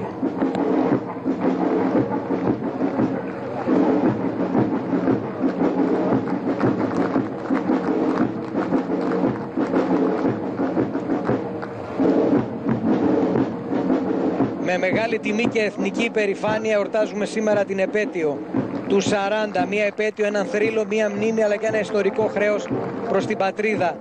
Γράφει στην ημερήσια διαταγή του ο αρχηγός ΓΕΘΑ, στρατηγός Χούπης, ενώ βλέπουμε την πρώτη ταξιαρχία καταδρομών αλεξιπτωτιστών με τη χαρακτηριστική ονομασία El Alamein, έτσι,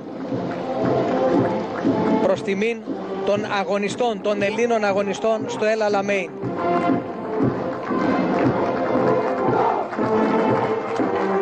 Με τα πράσινα μπερέ οι Έλληνες καταδρομής.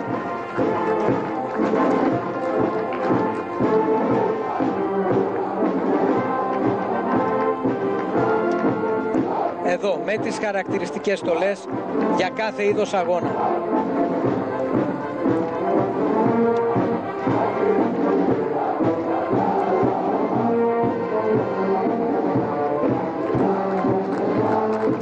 Εδώ βλέπουμε τώρα τμήμα της ελληνικής εθνοφυλακής. Η παρέλαση λοιπόν συνεχίζεται με τις πολεμικές σημαίες των ταγμάτων εθνοφυλακής του 3ου και 4ου σώματος στρατού. Οι εθνοφύλακες διαχρονικά με πνεύμα αυταπάρνησης και αγνού πατριωτισμού δηλώνουν παρόντες στην πρώτη γραμμή του αγώνα. Οι εθνοφύλακες που μαζί βέβαια με τους έφεδρους αξιωματικούς, υπαξιωματικούς και οπλίτες είναι αναπόσπαστο κομμάτι των ελληνικών ενόπλων δυνάμεων.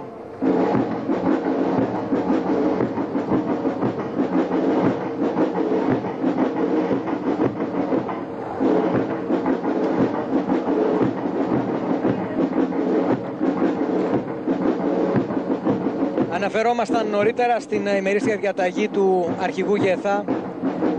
Ήταν εκείνη τη στιγμή, αναφέρει, που το όχι του Ιωάννη Μεταξά εξέφραζε συλλήφθη το ελληνικό λαϊκό αίσθημα και τη στρατηγική επιλογή της χώρας να πορευτεί με κάθε κόστος προς τη διασφάλιση των αρχών και αξιών, τις οποίες οι ιστορικοί μας πρόγονοι έθεσαν ως κορυφαίο διακύβευμα ιστορικής ύπαρξης Ελλάδας στο διηνεκές. 84 χρόνια μετά, οι ένοπλες δυνάμεις αντλώντας έμπνευση από το λαμπρό παράδειγμα των προγόνων μας, παραμένουν σταθερά προσιλωμένες στην εκπλήρωση αποστολής τους. Βλέπουμε εδώ τους Έλληνες εθνοφύλακες και εδώ την στρατιωτική μπάντα του πολεμικού ναυτικού. Το πολεμικό μας ναυτικό που ποτέ δεν έχει υποστείλει τη σημαία του κατά τη διάρκεια της μακραίωνης ιστορίας του.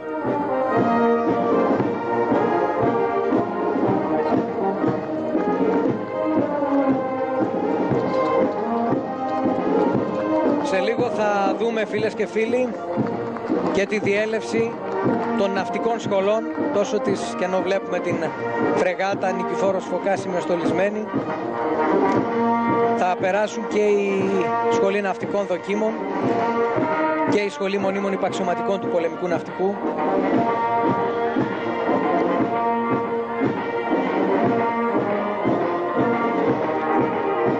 Εδώ είμαστε.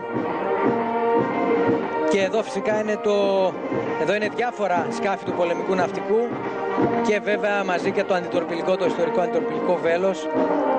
Όπως είπαμε, έχουν έρθει και τα αρματαγωγά Χίος, Σάμος και Ρόδος στη Θεσσαλονίκη. Πολλά εκ των οποίων κιόλας μετέφεραν τους σπουδαστές των ναυτικών σχολών. Βλέπουμε πρώτη από όλους την Σχολή Ναυτικών Δοκίμων, η ναυτική μας δόκιμη με την επιστημονική, τεχνολογική και ναυτική τους εκπαίδευση ηγούνται των υπερασπιστών των θαλασσίων συνόρων μας, χρησιμοποιώντας με τον πλέον αποτελεσματικό τρόπο τόσο τις μονάδες επιφανείας, τόσο τα υποβρύχια όσο και τα υπτάμενα μέσα.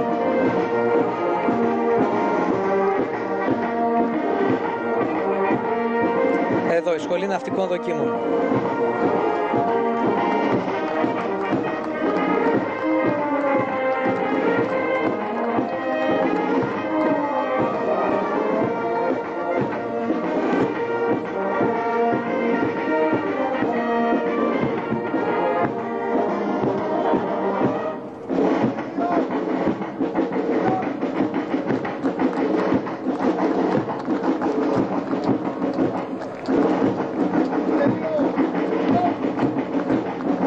Βλέπουμε εδώ ένα κοντινό πλάνο από τα σκάφη του πολεμικού μας ναυτικού.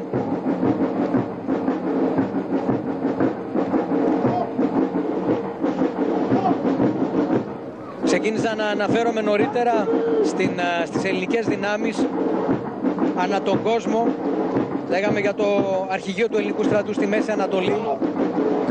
Να πούμε δύο λόγια για την πολεμική δράση της πρώτης ελληνικής ταξιαρχίας, η οποία με αποκορύφωμα τη μάχη του El Alamein πολέμησε στα μέτωπα της Βόρειας Αφρικής, σημειώνοντας εξαιρετικές αποδόσεις, εξαιρετικές νίκες, με τις οποίες προωθήθηκαν τα συμμαχικά στρατεύματα μέχρι την Ισία. Υπό τον στρατάρχη Μοντγκόμερι βεβαίως, η πρώτη ταξιαρχία πεζικού, με τη μάχη του El Alamein να είναι η πρώτη σημαντική νίκη όλων των συμμάχων και η απαρχή της αντίστροφης μέτρησης. Ο στρατηγός Μοντγκόμερι ανέφερε τα εκλεκτά στρατεύματά σας ανταποκρίθηκαν πάντοτε σε ό,τι του ζητήθηκε και η ανδρεία τους κατά τη μάχη προκάλεσε μεγάλο θαυμασμό στις δυνάμεις της Βρετανικής Αυτοκρατορίας. Βλέπουμε αυτή τη στιγμή έναν ωραίο σχηματισμό της Σχολής Μονίμων Υπαξιωματικών του Πολεμικού Ναυτικού.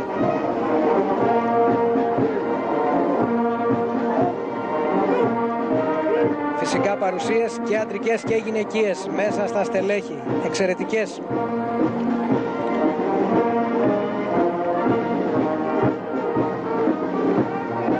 Άλλη δύναμή μας στην Μέση Ανατολή και όχι μόνο, ο Ιερός Λόχος, με επιχειρήσεις τόσο στη Βόρεια Αφρική όσο και στο Αιγαίο. Με θρυλικό επικεφαλής το συνταγματάρχη πεζικού Χριστόδουλο Τσιγάντε,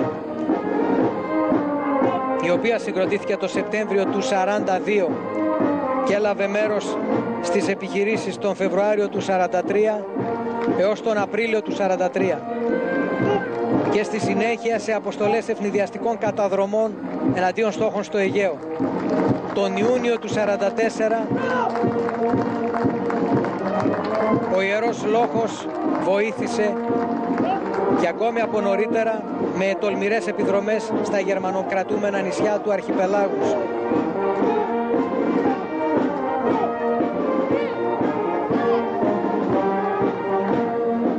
Εξακολουθούμε να βλέπουμε τη Σχολή Μονίμων Υπαξιωματικών του Πολεμικού Ναυτικού, μια σχολή που παρέχει τη δυνατότητα σε νέους και νέες για επαγγελματική στρατιοδρομία, παρέχοντας υψηλού επίπεδου τεχνική κατάρτιση.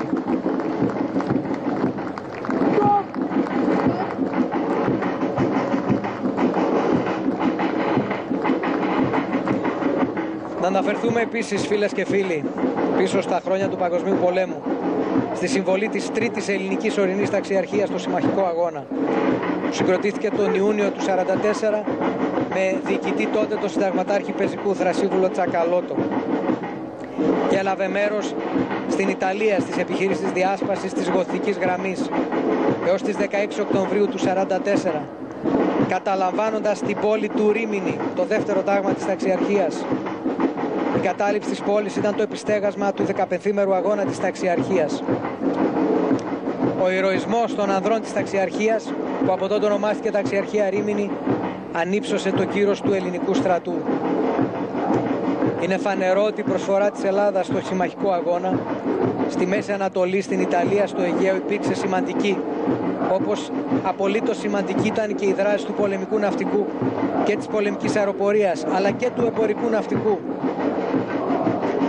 Ανδραγαθήματα ένα σωρό από τους άντρες του πολεμικού ναυτικού στις επιχειρήσεις του Δεύτερου Παγκοσμίου Πολέμου. Τι να θυμηθούμε, το αντιτορπιλικό Αετός, το υποβρύχιο Παπα-Νικολής, το Βασίλισσα Όλγα, το αντιτορπιλικό Αδρίας, το αντιτορπιλικό Πίνδος και Κανάρης.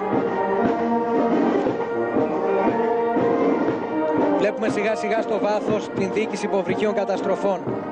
Με έναν ουλαμό της διοίκησης υποβρυχίων καταστροφών, η γνωστή σε όλους μας Βάτρα Χάνθου. Ένα εξαιρετικά επίλεκτο και εκπαιδευμένο τμήμα των ενόπλων δυνάμεων που αναλαμβάνει με επιτυχία παράτολμες αποστολές. Ας ακούσουμε και τα συνθήματα τους.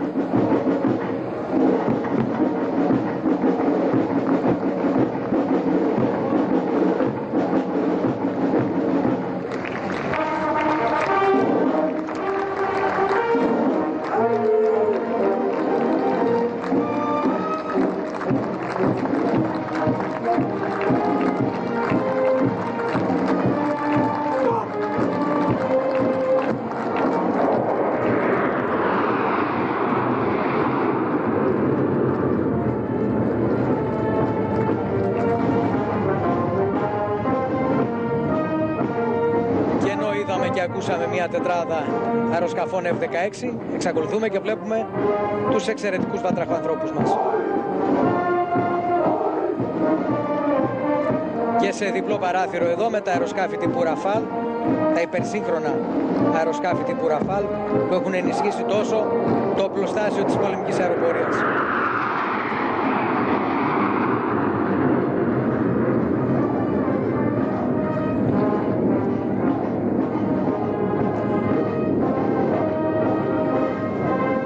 Όλα αυτά τα αεροσκάφη βεβαίως τα βλέπουμε γιατί ήδη από το χώρο της παρέλασης έχουν φτάσει και περνούν τα τμήματα της πολεμικής αεροπορίας, τα πεζοπόρα τμήματα της πολεμικής αεροπορίας με το σμήνος της πολεμικής αεροπορίας, με το σμήνος μουσικής της πολεμικής αεροπορίας, και ενώ εξακολουθούμε και βλέπουμε αεροσκάφη της πολεμικής μας αεροπορίας μαζί τώρα όλα, μαζί με τα πεζοπόρα τμήματα, βλέπουμε και τις διελεύσεις των αεροσκαφών της πολεμικής μας αεροπορίας, και ενώ όπως είπαμε στο έδαφος βρίσκεται το σμήνος μουσικής πολεμικής αεροπορίας, αλλά και η σχολή Κάρολ με την πολεμική σημαία της. Βλέπουμε, αφού είδαμε τα F-16, τα Rafale, τα Mirage 2000, βλέπουμε και τα Phantom F-4 και εδώ η σχολή Κάρολ, η περίφημη σχολή Κάρολ.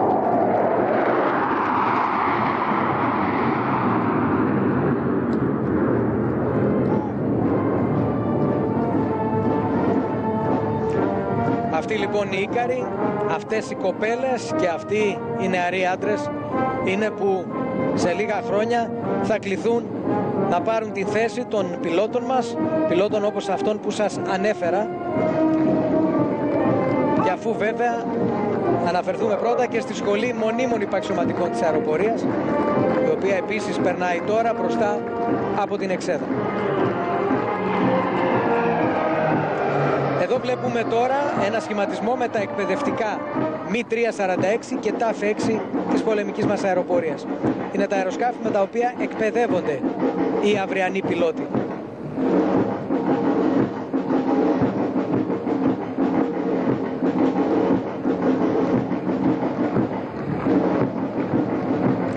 Σε λίγο βλέπουμε και τα πεζοπόρα τμήματα της ελληνικής αστυνομίας. Εδώ μπροστά μας με την σημαία ηγείται η πολεμική σημαία του σώματος της ελληνικής αστυνομίας. Ξαναβλέπουμε ένα αεροσκάφους τύπου Embraer στο δεξί μας παράθυρο της οθόνης.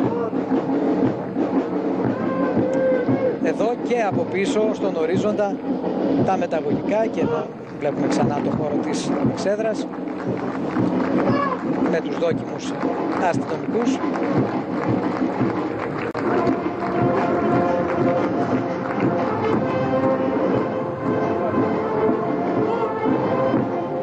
Ωραίες εικόνες παρακολουθούμε.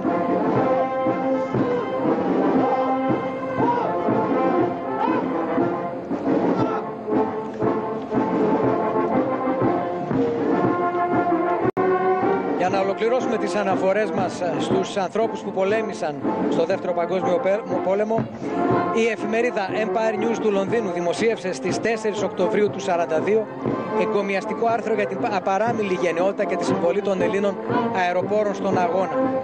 Βλέπουμε εδώ τα μεταγωγικά αεροσκάφη σε 130 και σε 27.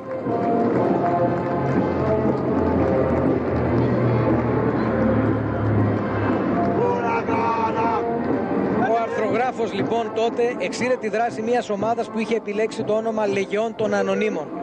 Τα μέλη της πολεμούσαν με παράτολμο θάρρος και φωνεύονταν ανώνυμοι για να μην προκαλέσουν προβλήματα στις οικογένειές τους στη σκλαβωμένη πατρίδα.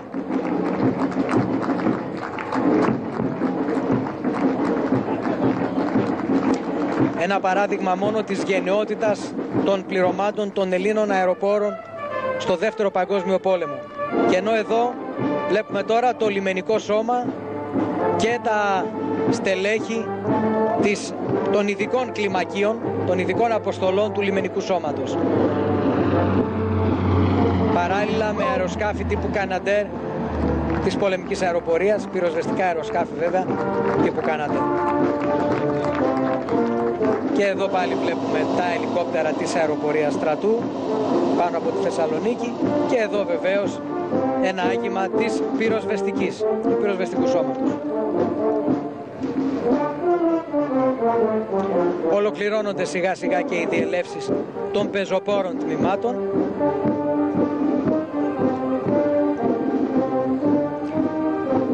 Τμήμα του πυροσβεστικού σώματος, η πυροσβεστική ακαδημία που λειτουργεί εδώ και όλα στη Βόρεια Ελλάδα. Εδώ βλέπουμε πάλι τους σχετικούς χαιρετισμούς.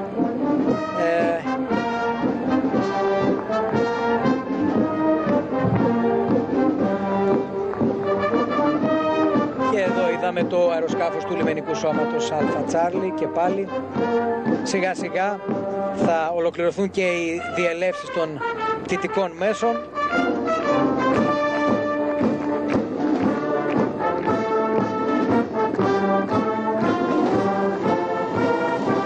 Βλέπουμε μια τετράδα επιθετικών ελικοπτέρων τύπου Apache. Πόσο θεαματικά είναι. Εδώ βλέπουμε Kiowa Warrior, επίσης σε άψογους σχηματισμούς. Μέσα από το ελικόπτερο το οποίο έπεται στο σχηματισμό έχουμε αυτή τη δυνατότητα και εξακολουθούμε να έχουμε πτυτικά μέσα μπροστά από τον χώρο της εξέδρας των επισήμων.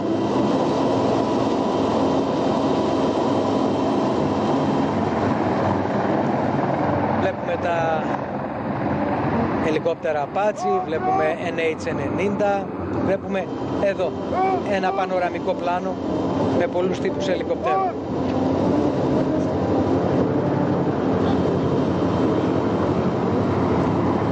Μέσα από ελικόπτερο Huey μπορείτε να δείτε αυτήν την εικόνα, φίλες και φίλοι, που σας δίνουμε εδώ, συνάδελφοι, όλο το δυναμικό της ERT-3.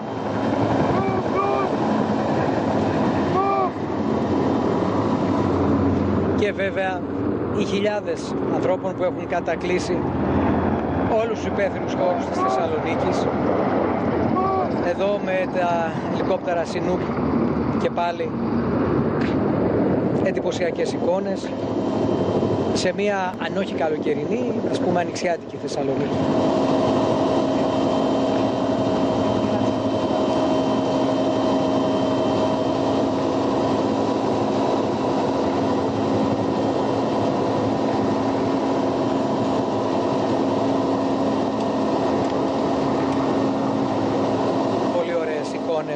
Από την γιορτινή Θεσσαλονίκη και σιγά σιγά αποχωρούν και οι δείκτες εύζωνες.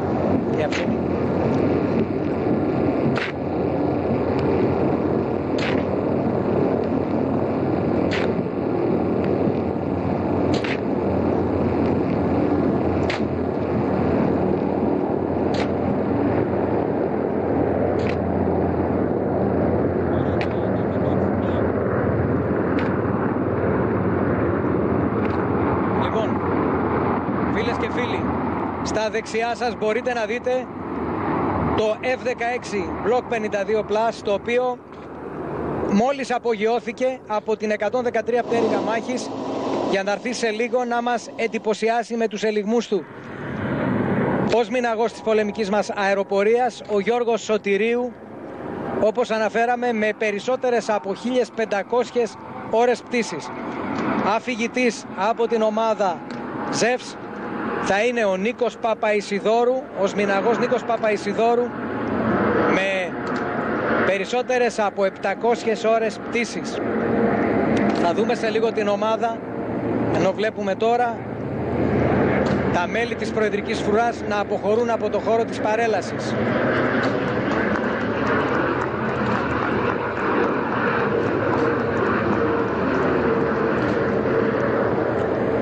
Ήρθαμε σε επικοινωνία και αυτή τη φορά, φίλες και φίλοι, με Έλληνες, με νεαρούς Έλληνες που υπηρετούν στην Προεδρική Φρουρά, με ανθρώπους που έχουν υπηρετήσει, μεγαλύτερης ηλικία έχουν υπηρετήσει στην Προεδρική Φρουρά, και αντίστοιχα με πιλότους μας, τόσο παλαιότερους όσο και νεότερους.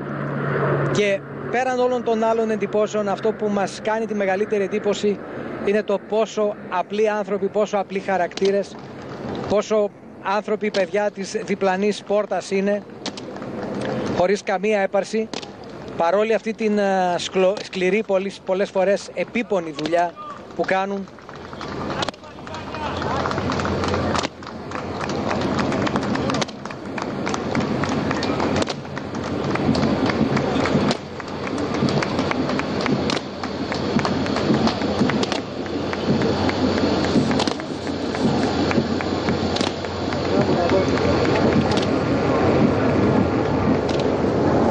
βλέπουμε ότι αρκούν και 4 μόνο, 4, για να χτυπήσουν με το βήμα τους κάτω στην άσφαλτο και να ακουστεί πολύ μακριά, πολύ δυνατά, και πιστεύω ότι ακούσατε κι εσείς, πήρατε κι εσείς έτσι ένα στοιχείο από αυτό που μας κάνει και εμάς εδώ να συγκινούμαστε.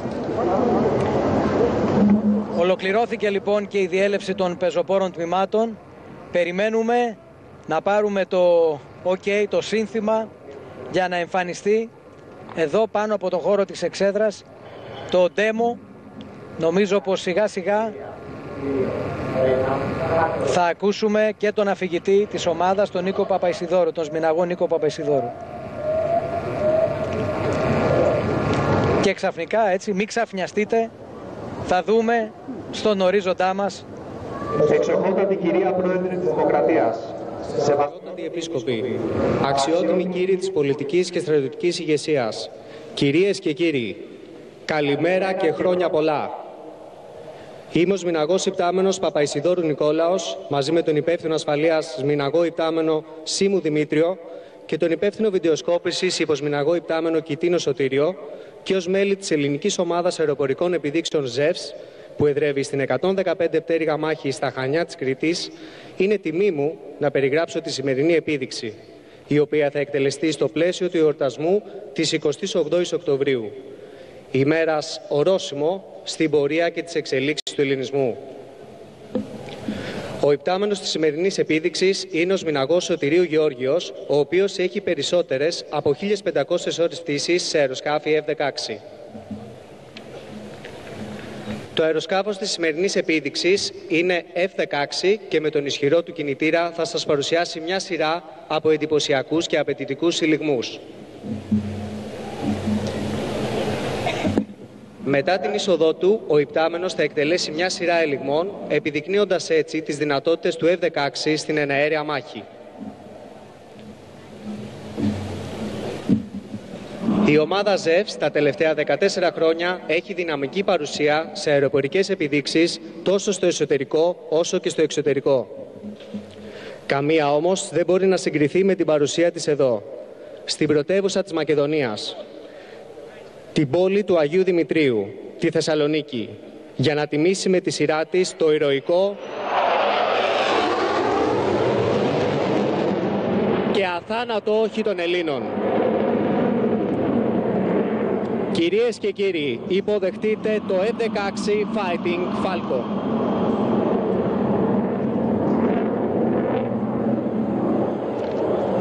Η πρώτη ελιγμή που θα εκτελέσει είναι το 2-point roll και το barrel roll. Παρακολουθήστε το ΖΕΒΣ καθώς θα εκτελέσει μια περιστροφή γύρω από το διαμήκη άξονα του με παύση 2 σημείων.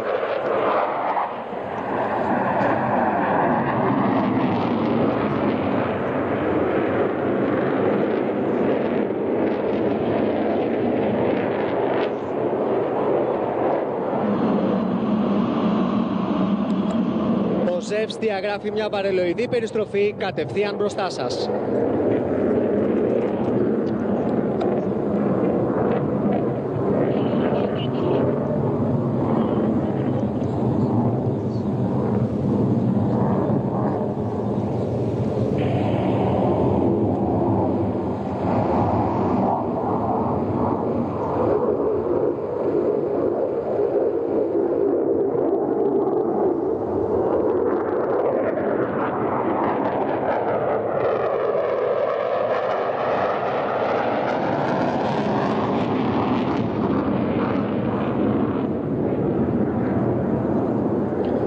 Ο επόμενος ελιγμός είναι το Cuban 8.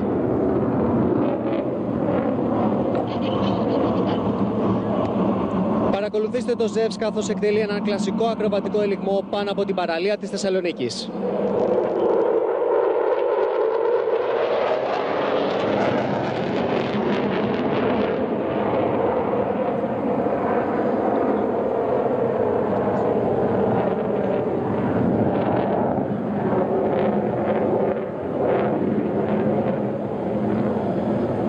Παρακολουθήστε καθώς το αεροσκάφος θα διαγράψει συνεχόμενες περιστροφές γύρω από το διαμήκη άξονά του, επιδεικνύοντας το εξελιγμένο σύστημα ελέγχου πτήσης του αεροσκάφους.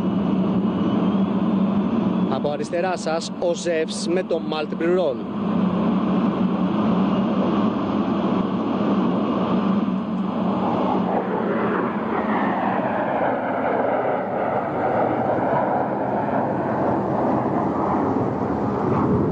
Στη συνέχεια το αεροσκάφος επανατοποθετείται για μια διέλευση χαμηλής ταχύτητας, πολύ κοντά στην ταχύτητα του φράγματος του ήχου σε πολύ χαμηλό ύψος, ακολουθούμενη από μια στροφή 9G.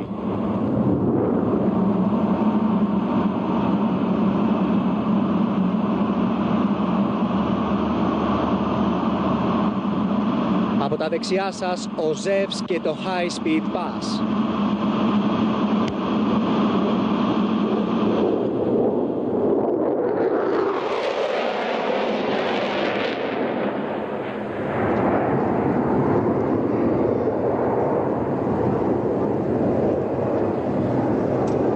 Για ακόμη μια φορά ο υπτάμενος απομακρύνεται για να σας παρουσιάσει το Inverted Pass. Καθ' όλη τη διάρκεια του ελιγμού διατηρείται το μείον 1G, ώστε το αεροσκάφος να παραμένει σε ευθεία ανάστροφη και οριζόντια πτήση.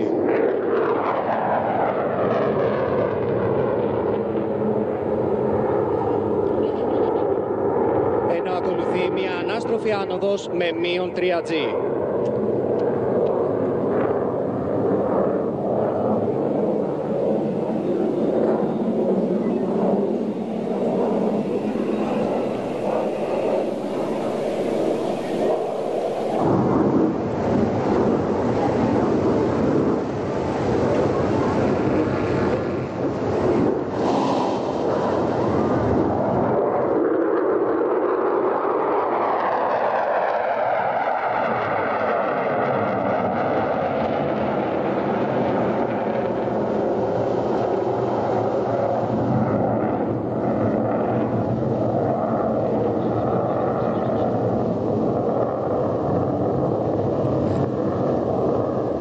Ο Ζεύς συνεχίζει τους απαιτητικούς ελιγμούς. Το αεροσκάφος επανατοποθετείται και θα εκτελέσει μπροστά σας δύο στροφές αλλαγής πορείας 90 μοιρών με μέγιστα G. Από τα αριστερά σας, η Falcon Turner.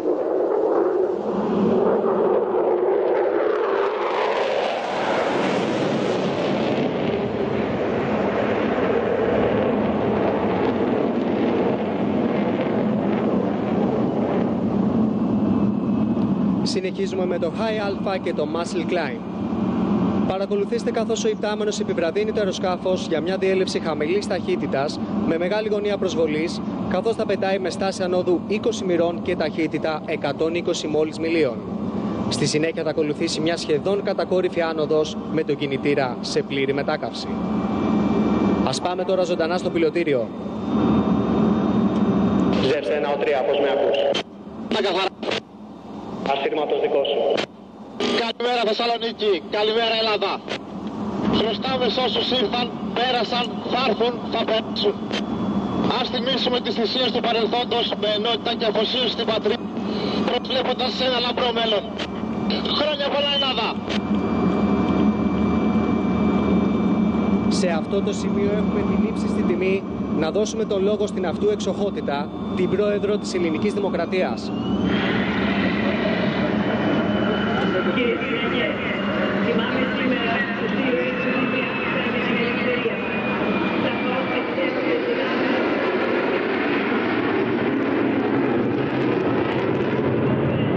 Με την ιστορία σε κάθε σημείο της πατρίδας μας, σε γη, ουρανό και θάλασσα. Ο ελληνικός λαός σας τιμά και σας εμπιστεύεται. Χρόνια πολλά. Χρόνια πολλά!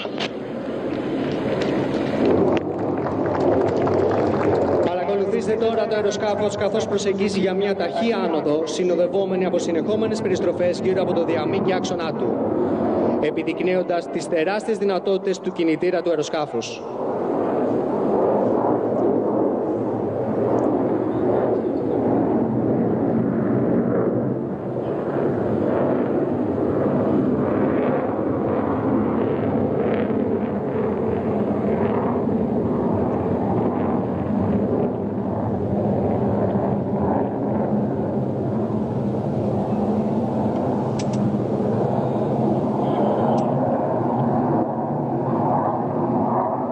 κατευθείαν μπροστά σας το F-16 και το Victory Roll.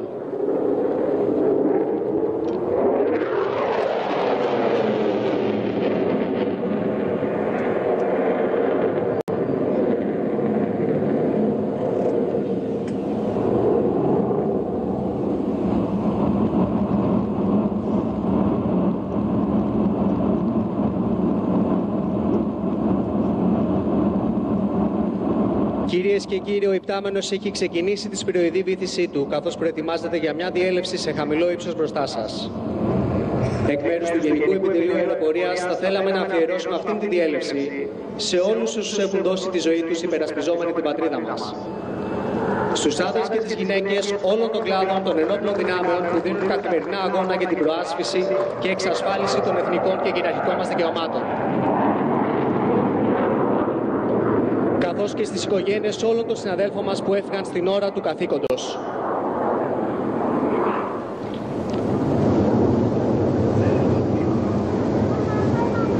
Κυρίες και κύριοι,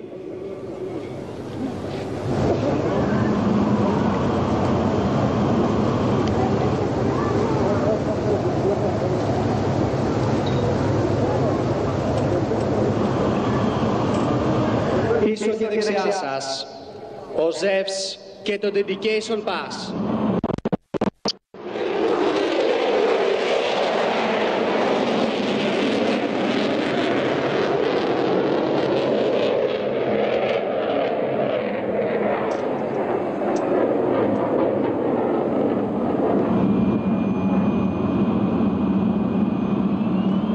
Καθώς ο υπτάμενος ετοιμάζεται να αποχωρήσει για το αεροδρόμιο Μακεδονία, θα περάσει από μπροστά μας για τελευταία φορά, αποχαιρετώντας την όμορφη πόλη της Θεσσαλονίκης.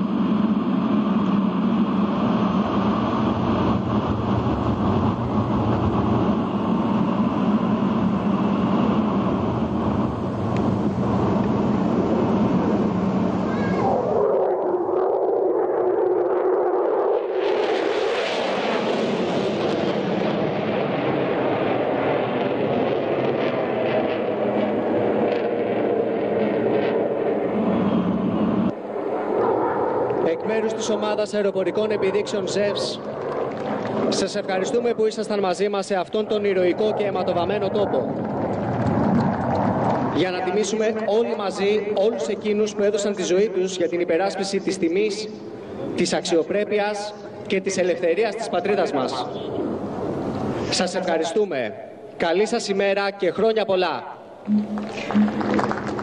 Αυτό ήταν. Αποχαιρετούμε και εμείς, φίλες και φίλοι, με τιμή και με αγάπη τον σμηναγό υπτάμενο Γιώργο Σωτηρίου και στο πρόσωπό του όλους τους χειριστές αυτών των τόσο καταπληκτικών μηχανών με τις οποίες... Αθανάσιος Κοντός, διοικητής Δευτέρας Μηχανοκίνητης Μεραρχίας.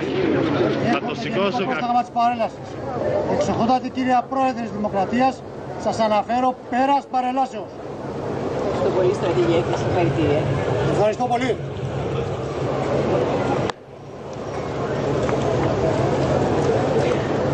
Αυτό ήταν λοιπόν το πέρας της παρέλασης από τον υποστράτηγο του κύριο Κοντό προς την Πρόεδρο της Δημοκρατίας, η οποία τον ευχαρίστησε. Ακούσαμε νωρίτερα και τα μηνύματα, εμείς θα επαναλάβουμε, εμπνεύστηκαν ο Γιώργος Σωτηρίου και η ομάδα από τον Παλαμά, από τον Κωστή Παλαμά προφανώς, αναφερόμενος στο μήνυμά του, χρωστάμε σε όσους ήρθαν, πέρασαν, θα έρθουν, θα περάσουν. Και εμείς θα συμπληρώσουμε έτσι το στίχο, κριτές θα μας δικάσουν οι αγέννητοι νεκροί. Από την πλευρά της η Πρόεδρος Δημοκρατίας, όσο μπορέσαμε να ακούσουμε, γιατί εκείνη την ώρα ήταν στο φουλ και οι μηχανές του αεροσκάφους, τόνισε ότι ο ελληνικός λαός σας τιμά και σας εμπιστεύεται, απευθυνόμενοι προς τους Έλληνες πιλότους. Βλέπουμε εδώ την Πρόεδρο της Δημοκρατίας τώρα, η οποία χαιρετά τους υπόλοιπους επισήμους, τώρα εδώ συνοδευόμενοι από τον αρχηγό του Γενικού Επιτελείου Εθνικής Άμυνας, τον στρατηγό Χούπη, θα μεταβεί προς τον χώρο που παραδοσιακά στέκονται οι ανάπηροι και αναμένουμε και την δήλωσή της για μετά την παρέλαση.